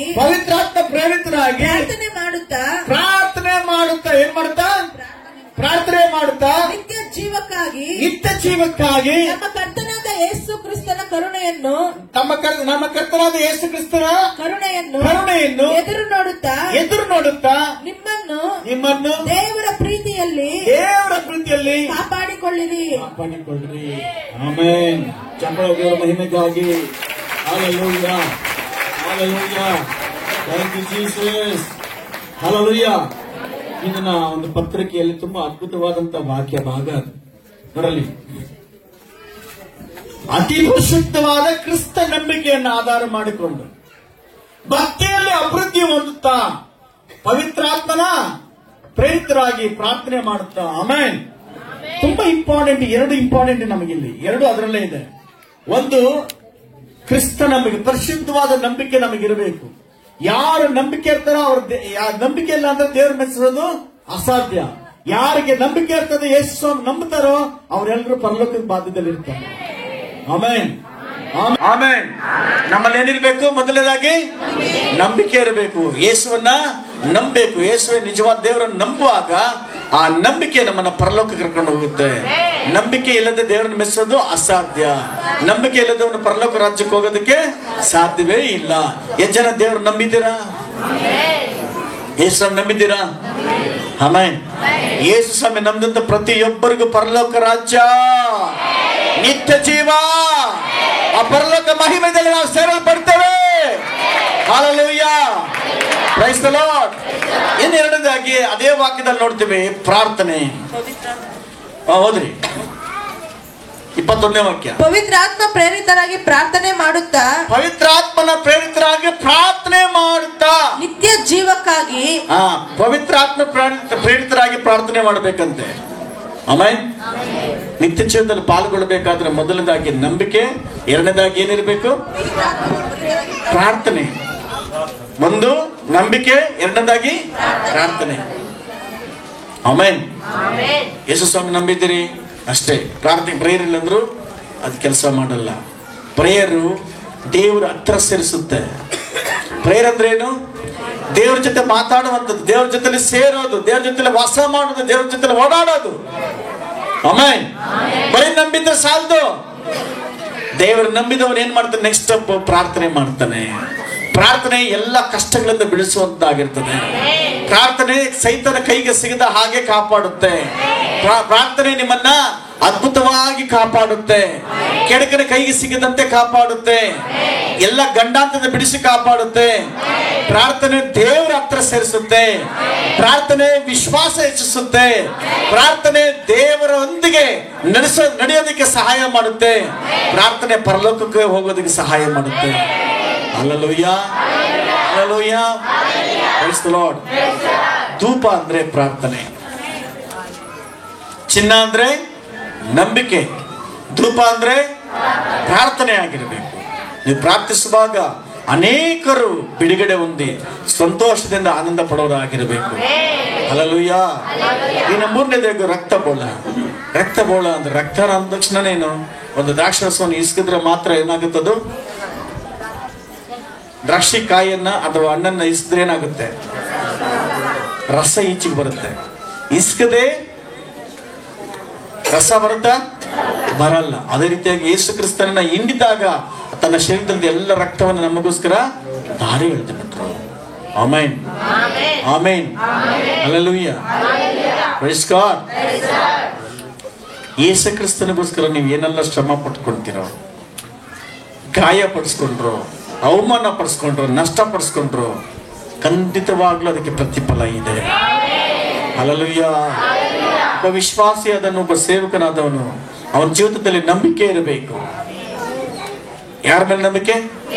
ಯೇಸು ಕ್ರಿಸ್ತನ ಮೇಲೆ ನಂಬಿಕೆ ಇರಬೇಕು. ಎರಡನೇದಾಗಿ ಧೂಪ ಪ್ರಾರ್ಥನೆ ಜೀವಿತ ಇರಬೇಕು. ಮೂರನೇದಾಗಿ ಕ್ರಿಸ್ತ ನಿಮಿತ್ತ ನಮಗೆ ಶೋಧನೆ ಬಂದ್ರೆ, ಅವಮಾನ, ನಷ್ಟಗಳು ತೊಂದರೆಗಳಾದ್ರೆ ಅದು ಸಹಿಸಿಕೊಳ್ಳುವಂತಹ ಗುಣ ನಮಗಿರಬೇಕು. Hallelujah, hallelujah, praise the Lord. ದೇವರು ತಾನೇ ಮಹಿಮೆ ಆಗಲಿ. ನಾವೆಲ್ಲ ಎದ್ದು ನಿಂತ್ಕೊಳ್ಳೋ ಈ ಸಂದರ್ಭ. ನಮ್ಮಲ್ಲಿ ಆ ನಾಟಕ ಜೀವಿತ ಇರಬಾರದು. ಯೆಹೂದನಲ್ಲಿ ಹೊಟ್ಟೆ ಕಿಚ್ಚಿತ್ತು ನಮ್ಮಲ್ಲಿರಬಾರದು. ಯೆಹೂದ ನಿಮಿತ್ತವಾಗಿ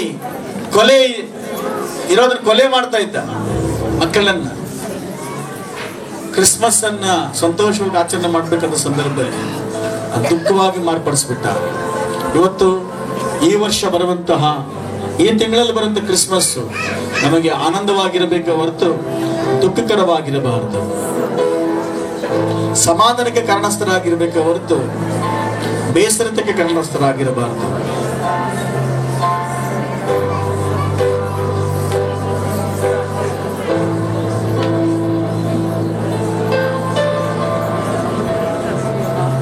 ಜೋಯಿಸರು ನಕ್ಷತ್ರವನ್ನು ಕಂಡುಕೊಂಡದ್ದು ನಿಜ. ಯೇಸುವನ್ನು ಕಂಡುಕೊಳ್ಳೋದು ಉತ್ತಮ, ಆದರೆ ಅತಿ ಜ್ಞಾನ ಹೆಚ್ಚಾಗಿ ಈ ಲೋಕದ ಜ್ಞಾನಕ್ಕೆ ಒಳಗಾಗ್ಬಿಡ್ತಾರೆ. ರಾಜಕುಮಾರನು ರಾಜನ ಆಸ್ಥಾನದಲ್ಲಿ ಹುಡ್ತಾರಂತೆ, ತನ್ನ ಸ್ವಂತ ಜ್ಞಾನಕ್ಕೆ ಹೋಗ್ಬಿಟ್ರು. ನಕ್ಷತ್ರವನ್ನು ಮರ್ತು ಬಿಟ್ರು.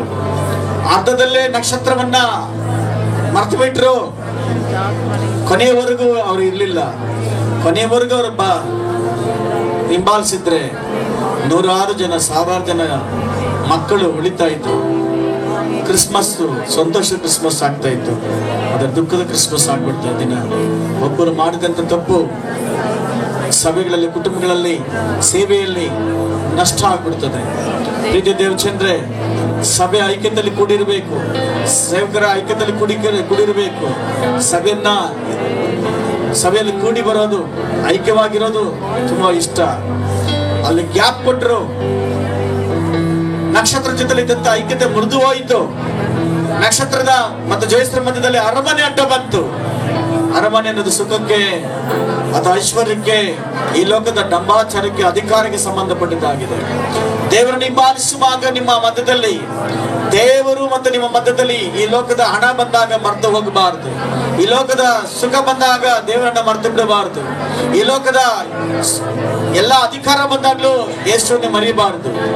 ಯೇಸುವನ್ನು ಹಿಂಬಾಲಿಸ್ತಾನೆ ಇರಬೇಕು.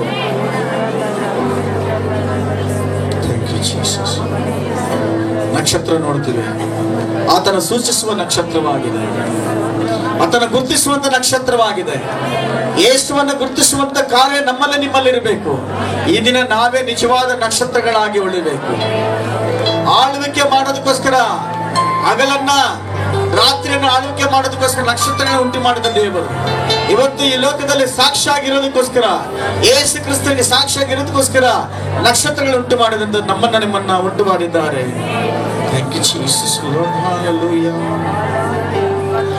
ಅವರು ಯೇಸು ಸ್ವಾಮಿಗೆ ಅಡ್ಡ ಬಿದ್ದು 3 ಕಾಣಿಕೆಗಳನ್ನ ತಂದುಕೊಟ್ರು: ಚಿನ್ನ, ಧೂಪ, ರಕ್ತಬೋಧ. ಇವತ್ತು ನಮ್ಮ ಕಾಣಿಕೆಗಳ ಬಿಚ್ಚುವಾಗ ಅದ್ರಲ್ಲಿ ಆಶೀರ್ವಾದಕರವಾದ ಕಾಣಿಕೆ ಇದೆಯಾ? ಇವತ್ತು ನೀವು ಸಭೆಗೆ ಬಂದಿದ್ದೀರಾ, ಬರಿಗೈಲಿ ಬರಂಗಿಲ್ಲ. ದೇವರು ಕೊಟ್ಟಂತಹ ಆಶೀರ್ವಾದದಲ್ಲಿ ನೀವು ಬಂದಿದ್ದೀರಾ. ನಿಮ್ಮ ಕಾಣಿಕೆಗಳು ಬಿಚ್ಚುವಾಗ ಅದು ಅನೇಕರಿಗೆ ಆಶೀರ್ವಾದಕರವಾಗಿರಬೇಕು. ಸಭೆಗೆ, ಸೇವೆಗೆ ಅದು ಆಶೀರ್ವಾದಕರವಾಗಿರಬೇಕು.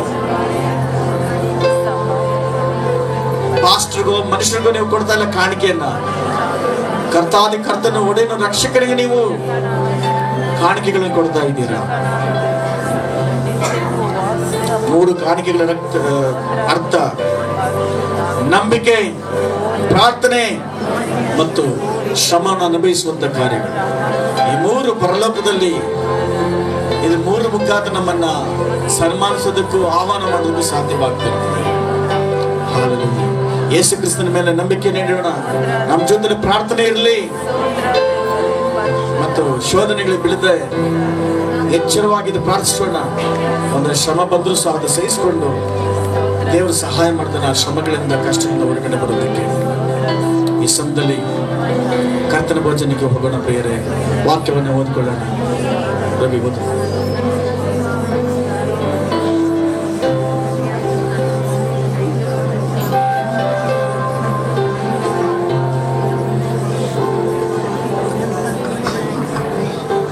ಒಂದು ಕೊರಿಂಥದವರಿಗೆ 11:23 ನಾನು ನಿಮಗೆ ತಿಳಿಸಿಕೊಟ್ಟ ಉಪದೇಶವನ್ನು ಕರ್ತನಿಂದ ಹೊಂದಿದ್ದೇನು. ಅದೇನೆಂದರೆ, ಕರ್ತನಾದ ಯೇಸು ತಾನು ಹಿಡಿದುಕೊಡಲ್ಪಟ್ಟ ರಾತ್ರಿಯಲ್ಲಿ ರೊಟ್ಟಿಯನ್ನು ತೆಗೆದುಕೊಂಡು ದೇವರ ಸ್ತೋತ್ರ ಮಾಡಿ ಮುರಿದು, ಇದು ನಿಮಗೋಸ್ಕರವಾಗಿರೋ ನನ್ನ ದೇಹ, ನನ್ನ ನೆನೆಸಿಕೊಳ್ಳುವುದಕ್ಕೋಸ್ಕರ ಹೀಗೆ ಮಾಡಿರಿ ಅಂದನು. ಊಟವಾದ ಮೇಲೆ ಆತನು ಅದೇ ರೀತಿಯಾಗಿ ಪಾತ್ರೆಯನ್ನು ತೆಗೆದುಕೊಂಡು, ಈ ಪಾತ್ರೆಯು ನನ್ನ ರಕ್ತದಿಂದ ಸ್ಥಾಪಿತವಾಗುವ ಹೊಸ ಒಡಂಬಡಿಕೆಯನ್ನು ಸೂಚಿಸುತ್ತದೆ. ನೀವು ಇದರಲ್ಲಿ ಪಾನ ಮಾಡುವಾಗೆಲ್ಲ ನನ್ನ ನೆನೆಸಿದುಕೊಳ್ಳುವುದಕ್ಕೋಸ್ಕರ ಪಾನ ಮಾಡಿರಿ ಅಂದನು. ನೀವು ಈ ರೊಟ್ಟಿಯನ್ನು ತಿಂದು ಈ ಪಾತ್ರೆಯಲ್ಲಿ ಪಾನ ಮಾಡಿಷ್ಟು ಸಾರಿ ಕರ್ತನ ಮರಣವನ್ನು ಆತನು ಬರುವ ತನಕ ಪ್ರಸಿದ್ಧಪಡಿಸುತ್ತೀರಿ. ಹೀಗಿರುವುದರಿಂದ ಯಾವನಾದರೂ ಅಯೋಗ್ಯವಾಗಿ ಕರ್ತನ ರೊಟ್ಟಿಯನ್ನು ತಿಂದರೆ ಇಲ್ಲವೇ ಆತನ ಪಾತ್ರೆಯಲ್ಲಿ ಪಾನ ಮಾಡಿದರೆ ಅವನ ಕರ್ತನ ದೇಹಕ್ಕೂ ರಕ್ತಕ್ಕೂ ದ್ರೋಹ ಮಾಡಿದನಾಗಿರುವನು. ಪ್ರತಿ ಮನುಷ್ಯನು ತನ್ನನ್ನು ಪರೀಕ್ಷಿಸಿಕೊಂಡವನಾಗಿ ಆ ರೊಟ್ಟಿಯನ್ನು ತಕೊಂಡು ತಿನ್ನಲಿ, ಆ ಪಾತ್ರೆಯಲ್ಲಿ ಕುಡಿಯಲಿ. ಯಾಕಂದ್ರೆ ಕರ್ತನ ದೇಹವನ್ನು ವಿವೇಚಿಸದೆ ತಿಂದು ಕುಡಿಯುವನು, ಹಾಗೆ ತಿಂದು ಕುಡಿಯುವುದರಿಂದ ನ್ಯಾಯ ತೀರ್ಪಿಗೆ ಒಳಗಾಗುವನು. ಈ ಕಾರಣದಿಂದ ನಿಮ್ಮಲ್ಲಿ ಬಹುಮಂದಿ ಬಲಹೀನರು, ರೋಗಿಗಳು ಆಗಿದ್ದಾರೆ ಮತ್ತು ಅನೇಕರು ಸಾಯುತ್ತಾರೆ. ನಮ್ಮನ್ನು ನಾವೇ ವಿಚಾರಿಸಿಕೊಂಡರೆ ನ್ಯಾಯ ವಿಚಾರಣೆಗೆ ಒಳಗಾಗುವುದಿಲ್ಲ. ಆಮೇಲೆ ಈ ಸಮಯದಲ್ಲಿ ನಮ್ಮನ್ನು ಒಬ್ಬ ಪರಿಶೀಲನೆ ಮಾಡ್ಕೋಬೇಕು. ಈ ಪಾತ್ರೆ ಪಾನ ಮಾಡೋಕ್ಕಂತ ಮುಂಚಿತವಾಗಿ ನಮಗೋಸ್ಕರ ಯೇಸು ಸ್ವಾಮಿ ಶಿಲುಬೆಯಲ್ಲಿ ಮರಣ ಒಂದು ಉಣಲ್ಪಟ್ಟು ಮೃತ್ಯುಂಜಯರಾಗಿದ್ದಾರೆ. ಅದನ್ನ ಮರಣವನ್ನು ಜ್ಞಾಪಕ ಮಾಡಿಕೊಳ್ಳೋಣ ಪ್ರಿಯರೇ. ಅದರ ಮರಣದಲ್ಲಿ ನಾವು ಪಾಲುಗಾರರಾಗೋಣ. ಯಾರು ಅಧ್ಯಕ್ಷ ಸ್ಥಾನ ತೆಗೆದುಕೊಳ್ಳೋದು, ನೀವೆಲ್ಲರೂ ಕರ್ತನ ಬಂತಿನ ಪಾಲುಗಾರರಾಗಿರಬೇಕು. ಒಂದು ವೇಳೆ ಕರ್ತನ ದೇಹಕ್ಕೆ ರಕ್ತಕ್ಕೆ ದ್ರೋಹ ಮಾಡಿದವರಾಗಿದ್ರೆ ಕ್ಷಮಾಪಣೆ ಕೇಳ್ರಿ. ಯೇಸುವೆ, ನನ್ನ ಕಣ್ಣಿಂದ ಮನಸ್ಸಿಂದ ಬಾಯಿಂದ ಮಾಡಿದ ಪಾಪವನ್ನು ಕ್ಷಮಿಸರಿ. ನೀನು ಯಾವುದು ಮಾಡಬೇಡ ಅಂದೋ ಅದನ್ನೇ ನಾನು ಮಾಡಿದ್ದೀನಿ, ಕ್ಷಮಿಸೋದು ಕೇಳ್ರಿ. ಕ್ಷಮಾಪಣೆ ಕೇಳ್ರಿ. ಅದರ ಕರುಣಾಮಯಿ, ಅದನ್ನು ಕರುಣಿಸುವಂತ ದೇವರಾಗಿದ್ದಾನೆ. Oh thank you Lord God, hallelujah, thank you Lord. ನಾವು ಈ ಪಾತ್ರೆಯಲ್ಲಿ ಪಾನ ಮಾಡುವಷ್ಟು ಸಾರಿ ಕರ್ತನ ಮರಣವನ್ನು ಆತನ ಬರೋ ತನಕ ನಾವು ಪ್ರಸಿದ್ಧಪಡಿಸಬೇಕು. ರೊಟ್ಟಿಯನ್ನು ತೆಗೆದುಕೊಳ್ಳುವಾಗ, ಪಾತ್ರೆಯಲ್ಲಿ ಪಾನ ಮಾಡುವಾಗ ನಾವು ಅಪರಾಧಿಗಳಾಗಿ ನಿಲ್ಲಬಾರದು, ನೀತಿವಂತರಾಗಿ ಕಾಣಿಸ್ಕೋಬೇಕು. ಈ ರಕ್ತ, ಈ ಶರೀರ ನಮಗೋಸ್ಕರ ಯೇಸು ಸ್ವಾಮಿ ಶಿಲುಬೆಯಲ್ಲಿ ಬಲಿಯಾದಂತಹ ದೇಹ. ಯೇಸು ಸ್ವಾಮಿ ನಮಗೋಸ್ಕರ ರಕ್ತವನ್ನು ಸುರಿಸಿದ ವಿಶೇಷವಾದ ರಕ್ತ ನಮ್ಮ ಪಾಪಗಳನ್ನು ಶುದ್ಧಿ ಮಾಡಿದಂತಕ್ಕಾಗಿ ಸ್ತೋತ್ರ. Thank you. ತೆಗೆದುಕೊಳ್ಳುವಂಥವು ನಾವು ಜೀವ ಹೊಂದ್ಕೋಬೇಕು, ಬಲ ಹೊಂದ್ಕೋಬೇಕು, ಅನಾರೋಗ್ಯ ಹೊಂದ್ಕೋಬಾರ್ದು. ಯೇಸುವೇ ಸಹಾಯ ಮಾಡು ಸ್ವಾಮಿ, ಕೃಪೆ ತರಿಸು, ಕಾರ್ಯ ಮಾಡಿದ್ದಕ್ಕಾಗಿ ಸ್ತೋತ್ರ. ಸ್ತೋತ್ರಿಸು. ಕರ್ತನ ಬದ್ಧರು ಕೊಡುವಂತರ ಮುಂದೆ ಬನ್ನಿ. Thank you Jesus. Thank you Jesus. ಎಲ್ಲ ಕಣ್ಣನ್ನು ತೆಗೆಯೋಣ. ಬರ್ತೀವಿ ನಿಮ್ಮ ಮರಣವನ್ನು ಜ್ಞಾಪಕ ಮಾಡಿಕೊಳ್ತೀವಿ. ನಮಗೋಸ್ಕರ ಈ ಶಿಲುಬೆಯಲ್ಲಿ ಸತ್ತು ನಿಮ್ಮ ನಾಮಕ್ಕೆ ಮಹಿಮೆ ಉಂಟಾಗಿ. ಈ ರೊಟ್ಟಿಯನ್ನು ರಾಕ್ಷಸ ತೆಗೆದುಕೊಳ್ಳುವಾಗ ನಿಮ್ಮ ಜೀವ ಉಂಟಾಗಿ. ನಿಮ್ಮ ನಾಮಕ್ಕೆ ಮಹಿಮೆ ಉಂಟಾಗಿ. ಪರಿಶುದ್ಧಾತ್ಮ ದೇವರೇ ಸ್ತೋತ್ರ.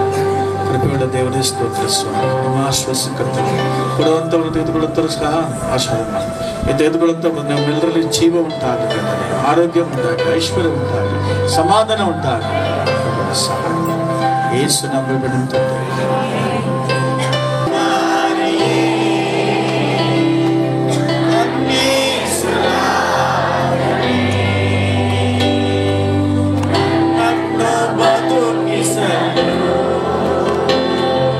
ನೀನಂದು ಬಲಿಯಾದೆ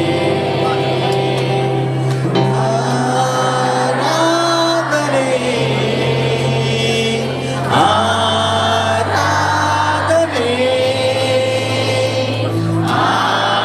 ಆರಾಧನೆ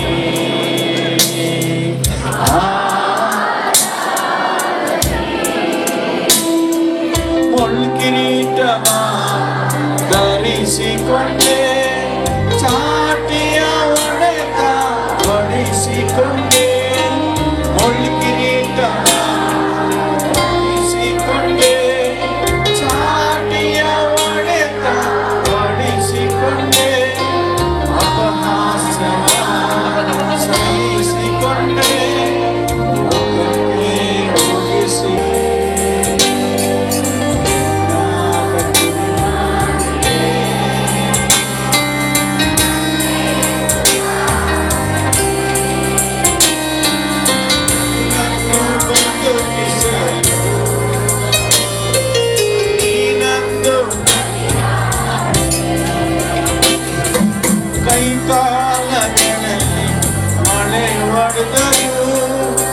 ಬರ್ಜಿಯುತ್ತಿರಿದ ಪಾಂಕೆಯಲ್ಲಿ ಕೈಕಾಲಗಳಲ್ಲಿ ಮಳೆ ಹೊಡೆದರು ಬರ್ಜಿಯುತ್ತಿರಿದ ಪಾಂಕೆಯಲ್ಲಿ ಆ ರಕ್ತವ ಸುರಿಯಿತು ಧರೆಯಲ್ಲಿ ಎಲ್ಲರ ಪಾಪವ ತೀರಿಸಿ ಆ ರಕ್ತವ ಸುರಿಯಿತು ಧರೆಯಲ್ಲಿ ನಮ್ಮೆಲ್ಲರ ಪಾಪವ ತೀರಿಸಿ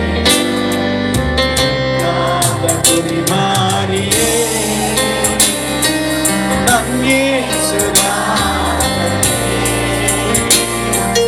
ನನ್ನನ್ನು ಬದುಕಿಸಲು ನೀನಂದು ಕೊನೆಯಾದೆ.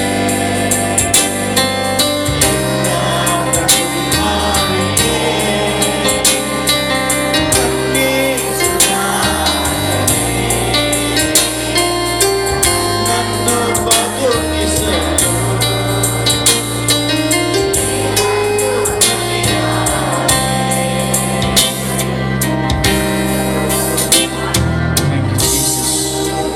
యేసయ్యా స్తోత్ర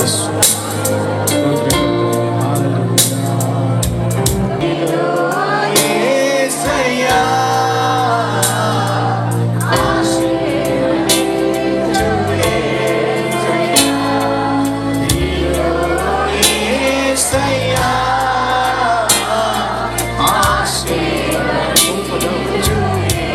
యేసయ్యా నీ చేతిలో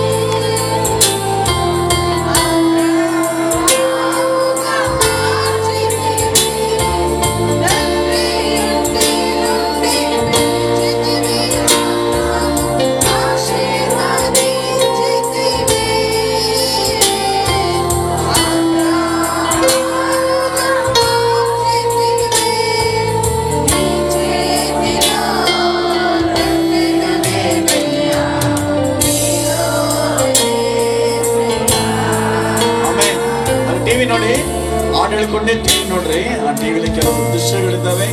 ಯೇಸು ಸ್ವಾಮಿ ನಮಗೋಸ್ಕರ ಶಿಲುಬೆಯಲ್ಲಿ ಶ್ರಮನ ಅನುಭವಿಸುವಂತದ್ದು, ನಮಗೋಸ್ಕರ ಚಾಟಿಯೇಟುಗಳನ್ನು ಬೀಳಿಸ್ಕೊಂಡಿರ್ತಾರೆ. ನನ್ನ ಶರೀರದಲ್ಲಿ ಒಂದು ತೊಟ್ಟು ರಕ್ತವನ್ನು ನಮಗೋಸ್ಕರ ಇಟ್ಕೊಂಡಿಲ್ಲ, ಎಲ್ಲವನ್ನ ನಮಗೋಸ್ಕರ ಆ ಶರೀರದಲ್ಲಿ ಎಲ್ಲ ರಕ್ತವನ್ನು ಸುರಿಸಿದ್ದಾನೆ. ಯಾವ ತಪ್ಪು ಮಾಡಿಲ್ಲ, ನಮಗೋಸ್ಕರ ಆತನು ಈ ಗಾಯಗಳನ್ನ ಹೊರಿಸಿಕೊಂಡ.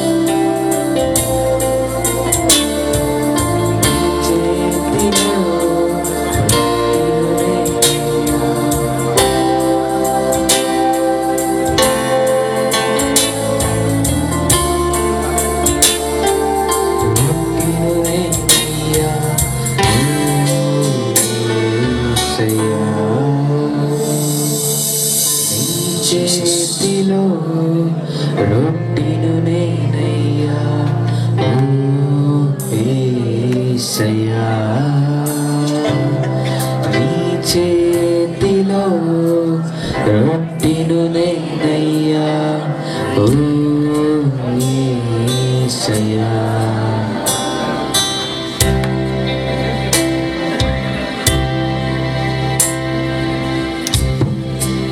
ಗಮನಿಸಿರಿ, ನಿಮ್ಮ ಮರಣವನ್ನ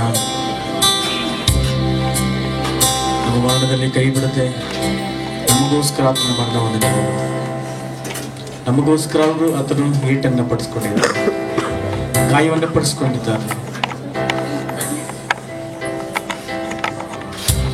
ತಪ್ಪು ಮಾಡಿದ್ದು ನಾವು, ಶಿಕ್ಷೆ ಅನುಭವಿಸಿದ್ದಾರೆ. ನಮ್ಮೆಲ್ಲ ಅಪರಾಧಗಳನ್ನು ಆತನ ಮೇಲೆ ಹಾಕೊಂಡಂತ ದೇವರ ವಾಕ್ಯ ನೋಡ್ತೇವೆ. ಆತನ ಅವರು ಒಂದೊಂದು ಏಟಿಗೂ ಎಷ್ಟೊಂದು ಆ ಶರೀರವನ್ನ ನೋಯಿಸ್ತಾರೆ ನಮಗೋಸ್ಕರ. ಘೋರ ಶಿಲುಬೆಯಲ್ಲಿ ನನಗಾಗಿ ಜಡಿಯಲ್ಪಟ್ಟೆ, ನನಗಾಗಿ ಜಜ್ಜಲ್ಪಟ್ಟು ನೀ ಪ್ರಾಣ ನೀಡಿದೆ.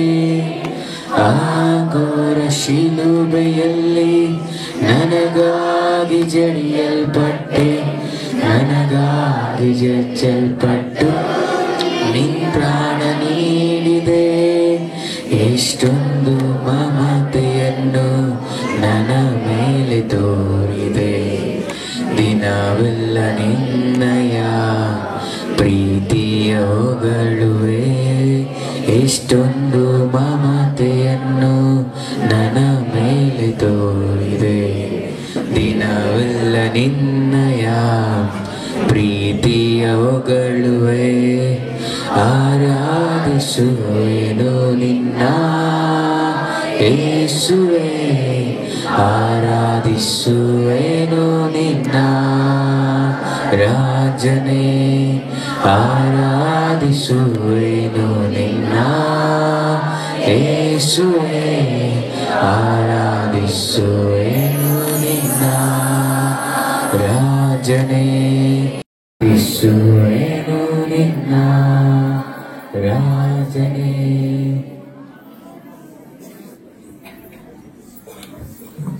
ಆಮೆನ್. ಎಲ್ರಿಗೂ ರೊಟ್ಟಿ ಮತ್ತು ದ್ರಾಕ್ಷಾರಸ ಬಂದಿದೆಯಾ? ಯಾರಿಗೆ ಬಂದಿಲ್ಲ? ಬಂದಿಲ್ಲ ಅಂದ್ರೆ ಕೈ ಎತ್ತದಾದ್ರೆ ನಿಮಗೆ ಅದನ್ನ ನಾವು ತಂದುಕೊಡ್ತೇವೆ. ಆಚೆ ಕಡೆ ಎಲ್ರಿಗೂ ಬಂದಿದೆಯಾ? ಓಕೆ, ಪ್ರಾರ್ಥನೆ. ಪುನಃ ದೇವರೇ ಸ್ತೋತ್ರ ಸ್ವಾಮಿ, ಸಮುದ್ರ ಕಟ್ತಾನೆ ನಿಮ್ಮ ಮರಣವನ್ನು ಜ್ಞಾಪಕ ಮಾಡಿಕೊಳ್ಳೋದಕ್ಕೆ ನೀವು ನಮಗೋಸ್ಕರ ಕೊಟ್ಟಂತ ಪಾಡನ್ನು ಜ್ಞಾಪಕ ಮಾಡಿಕೊಳ್ಳೋದಕ್ಕೆ ನಾವು ಪಾಪಿಗಳು, ಅಯೋಗ್ಯರು ಆಗಿದ್ರೂ ಸಹ ನಿಮ್ಮ ರಕ್ತ, ನಿಮ್ಮ ಪ್ರೀತಿ ನಮ್ಮನ್ನು ಇದನ್ನು ಬದುಕಿಸಿದ್ದಕ್ಕೆ ಹಾಕಿಸ್ತೇವೆ. ಈ ದಿನ ರೊಟ್ಟಿ ರೂಪದಲ್ಲಿ, ದ್ರಾಕ್ಷಿ ರೂಪದಲ್ಲಿ ನಮ್ಮ ಮಧ್ಯದಲ್ಲಿ ಅದನ್ನು ಹಾಕಿಸ್ತೇವೆ. ಈ ಘನತಾ ಮಹಿಮೆ ನಮಗೆ ಸಾಧಿಸ್ತೇವೆ ಸ್ವಾಮಿ. ದೇವರೇ ಸ್ತೋತ್ರ, ಆಶ್ವಾಸಪಡಿಕೊಳ್ಳಿ, ಸಹಾಯವನ್ನು ಆಶ್ವಾಸ ಬಲಪಡಿಸ್ತೇವೆ. ಯೇಸು ನಾಮದಲ್ಲಿ ರೊಟ್ಟಿಯನ್ನು ತೆಗೆದುಕೊಳ್ಳೋಣ ಎಲ್ರು.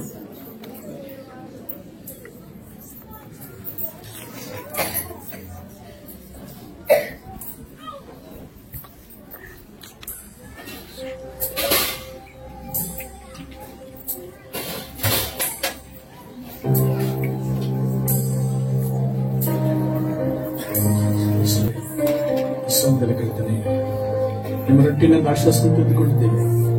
ಜೀವ ಇದೆ, ಎಲ್ಲಾ ಕಡೆ ಯೇಸು ಕ್ರಿಸ್ತನ ಒಂದು ಹಾಡನ್ನು ಹಾಡೋ ಕಡೆಗೆ ತೆಗೆದುಕೊಳ್ಳುತ್ತೇವೆ. ನನಗೆಂದು ಜಯ ಜಯ, ಕ್ರಿಸ್ತನಲ್ಲಿ ಜೀವಿಸುವೆ. ನನಗೆಂದು ಜಯ ಜಯ, ಜಯ ಉಂಟು ಜಯ ಉಂಟು ಜಯ ಉಂಟು, ನನಗೆ ಜಯ ಉಂಟು ಜಯ ಉಂಟು ಜಯ ಉಂಟು, ಜಯ ಉಂಟು ಜಯ ಉಂಟು, ನನಗೆ ಜಯ ಉಂಟು.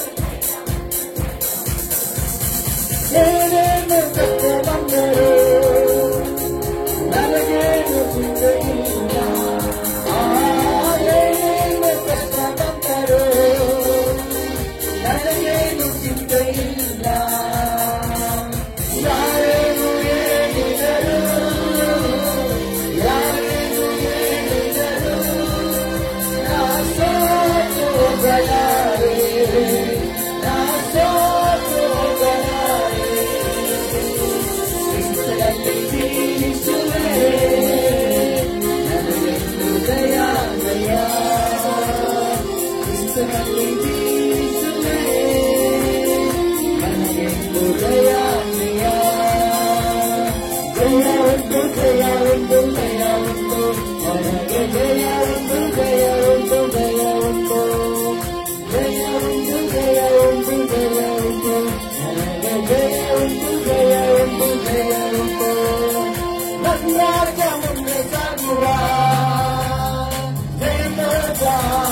ಜಾರಿಸುವ ರಾಜ ಮುಂದೆ ಸಾಗುವ ವೇದ ಜಾರಿಸುವ ಗರಿಗಾಳ ಕೈಯಲ್ಲಿರು ಗರಿಗಾಳ ಕೈಯಲ್ಲಿರು ನಾವೇ ಸನ್ನಾಡುವೆನು ನಾವೇ ಸನ್ನಾಡುವೆನು ಕ್ರಿಸ್ತನಲ್ಲಿ ಜೀವಿಸುವೆ ನನಗೆಂದು ಜಯ ಜಯ ಕ್ರಿಸ್ತನಲ್ಲಿ ಜೀವಿಸುವೆ ನನಗೆಂದು ಜಯ ಜಯ ಜಯ ಉಂಟು ಜಯ ಉಂಟು ಜಯ ಉಂಟು ನನಗೆ ಜಯ ಉಂಟು ಜಯ ಉಂಟು ಜಯ ಉಂಟು ಜಯ ಉಂಟು ಜಯ ಉಂಟು ಜಯ ಉಂಟು ನನಗೆ ಜಯ ಉಂಟು ಜಯ ಉಂಟು ಜಯ ಉಂಟು ಪಾಪವಾರಿಸಿದನು ಯೇಸು ಶಾಪವ ನೀಗಿದನು ಪಾಪವಾರಿಸಿದನು ಯೇಸು ಶಾಪವ ನೀಗಿದನು ಆತನ ಗಾಯವಿಲ್ಲ ಆತನ ಗಾಯವಿಲ್ಲ ನಾಗುಣವಾದ ಗುಣವಾದೆ ನಾಗುಣವಾದ ಗುಣವಾದೆ ಕ್ರಿಸ್ತನಲ್ಲಿ ಜೀವಿಸುವೆ ನನಗೆಂದು ಜಯ ಜಯ ಕ್ರಿಸ್ತನಲ್ಲಿ ಜೀವಿಸುವೆ ನನಗೆಂದು ಜಯ ಜಯ ಜಯ ಉಂಟು ಜಯ ಉಂಟು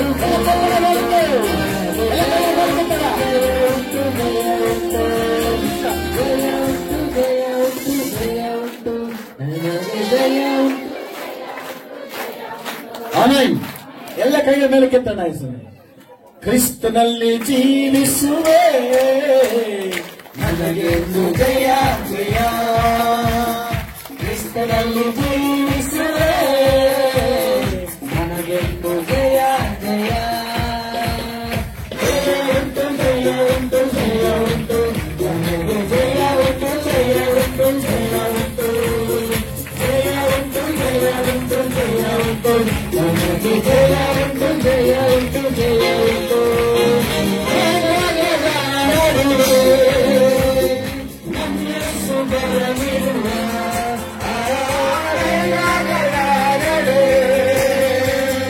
ನಮ್ಮ ಸುಬರವಿರುವ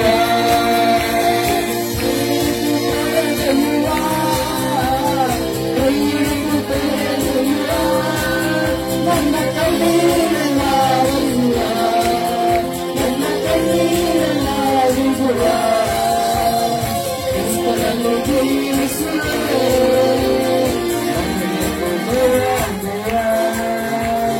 ಕ್ರಿಸ್ತನಲ್ಲಿ ಜೀವಿಸುವೆ ನನಗೆ ಜಯ ಜಯ ಜಯ ಉಂಟು ಜಯ ಉಂಟು ಜಯ ಉಂಟು ನನಗೆ ಜಯ ಉಂಟು ಜಯ ಉಂಟು ಜಯ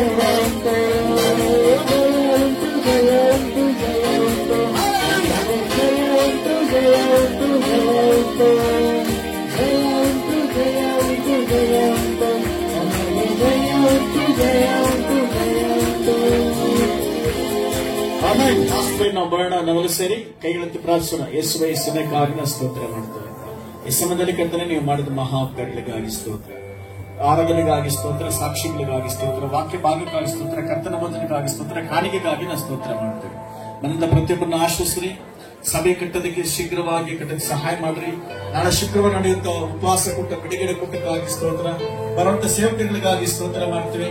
ಅದಿನ ಹೊಸ ಹೊಸ ಜನ ಬಿಡುಗಡೆ ಹೊಂದಿ ಸ್ವಾಮಿ, ಅದಕ್ಕಾಗಿ ನಾವು ಸ್ತೋತ್ರ ಮಾಡ್ತೇವೆ. ಕರ್ತನೆ 10ನೇ ತಾರೀಕು ನಡೆಯುವಂತ ಯೂತ್ ಮೀಟಿಂಗ್ ಅನ್ನು ನೀವು ಆಶೀರ್ವಾದ ಮಾಡ್ರಿ. 17ನೇ ತಾರೀಕು ಸ್ತ್ರೀ ಕೂಟವನ್ನು ನೀವು ಆಶೀರ್ವಾದ ಮಾಡ್ರಿ. 22ನೇ ತಾರೀಕು ಇರುವಂತ ಕ್ಯಾಂಡಲ್ ಸರ್ವಿಸ್ ನೀವು ಆಶೀರ್ವಾದ ಮಾಡಿ. 25ನೇ ತಾರೀಕು ಕ್ರಿಸ್ಮಸ್ ಅನ್ನು ಆಶೀರ್ವಾದ ಮಾಡ್ರಿ. ಉಳಿದ ಡೇಟ್ಗಳಲ್ಲಿ ಕ್ರಿಸ್ಮಸ್ ಮಾಡುವಂತ ಬ್ರಾಂಚ್ ಸಭೆಗಳನ್ನು ನೀವು ಆಶೀರ್ವಾದ, ಎಲ್ಲ ಕೊರತೆಗಳು ನೀಗಲ್ಪಡ್ರಿ. ಇವತ್ತು ಸಹಾಯ ಮಾಡಬೇಕಾಗಿ ಯೇಸು ಕ್ರಿಸ್ತನ ಹೆಸರು ತಂದೆ ಆಮೆನ್. ನನ್ನ ಮನೆಯ ಯೆಹೋವನ ಕೊಂಡಾಡು, ಇದು ನನ್ನ ಕೆಲಸ. ನನ್ನ ಮನೆ ಯೆಹೋವನ ಕೊಂಡಾಡು, ಆತನ ಮಾಡಿಕೊಳ್ಳುವುದನ್ನು ಮರಿಬೇಡ. ಆಮೆನ್.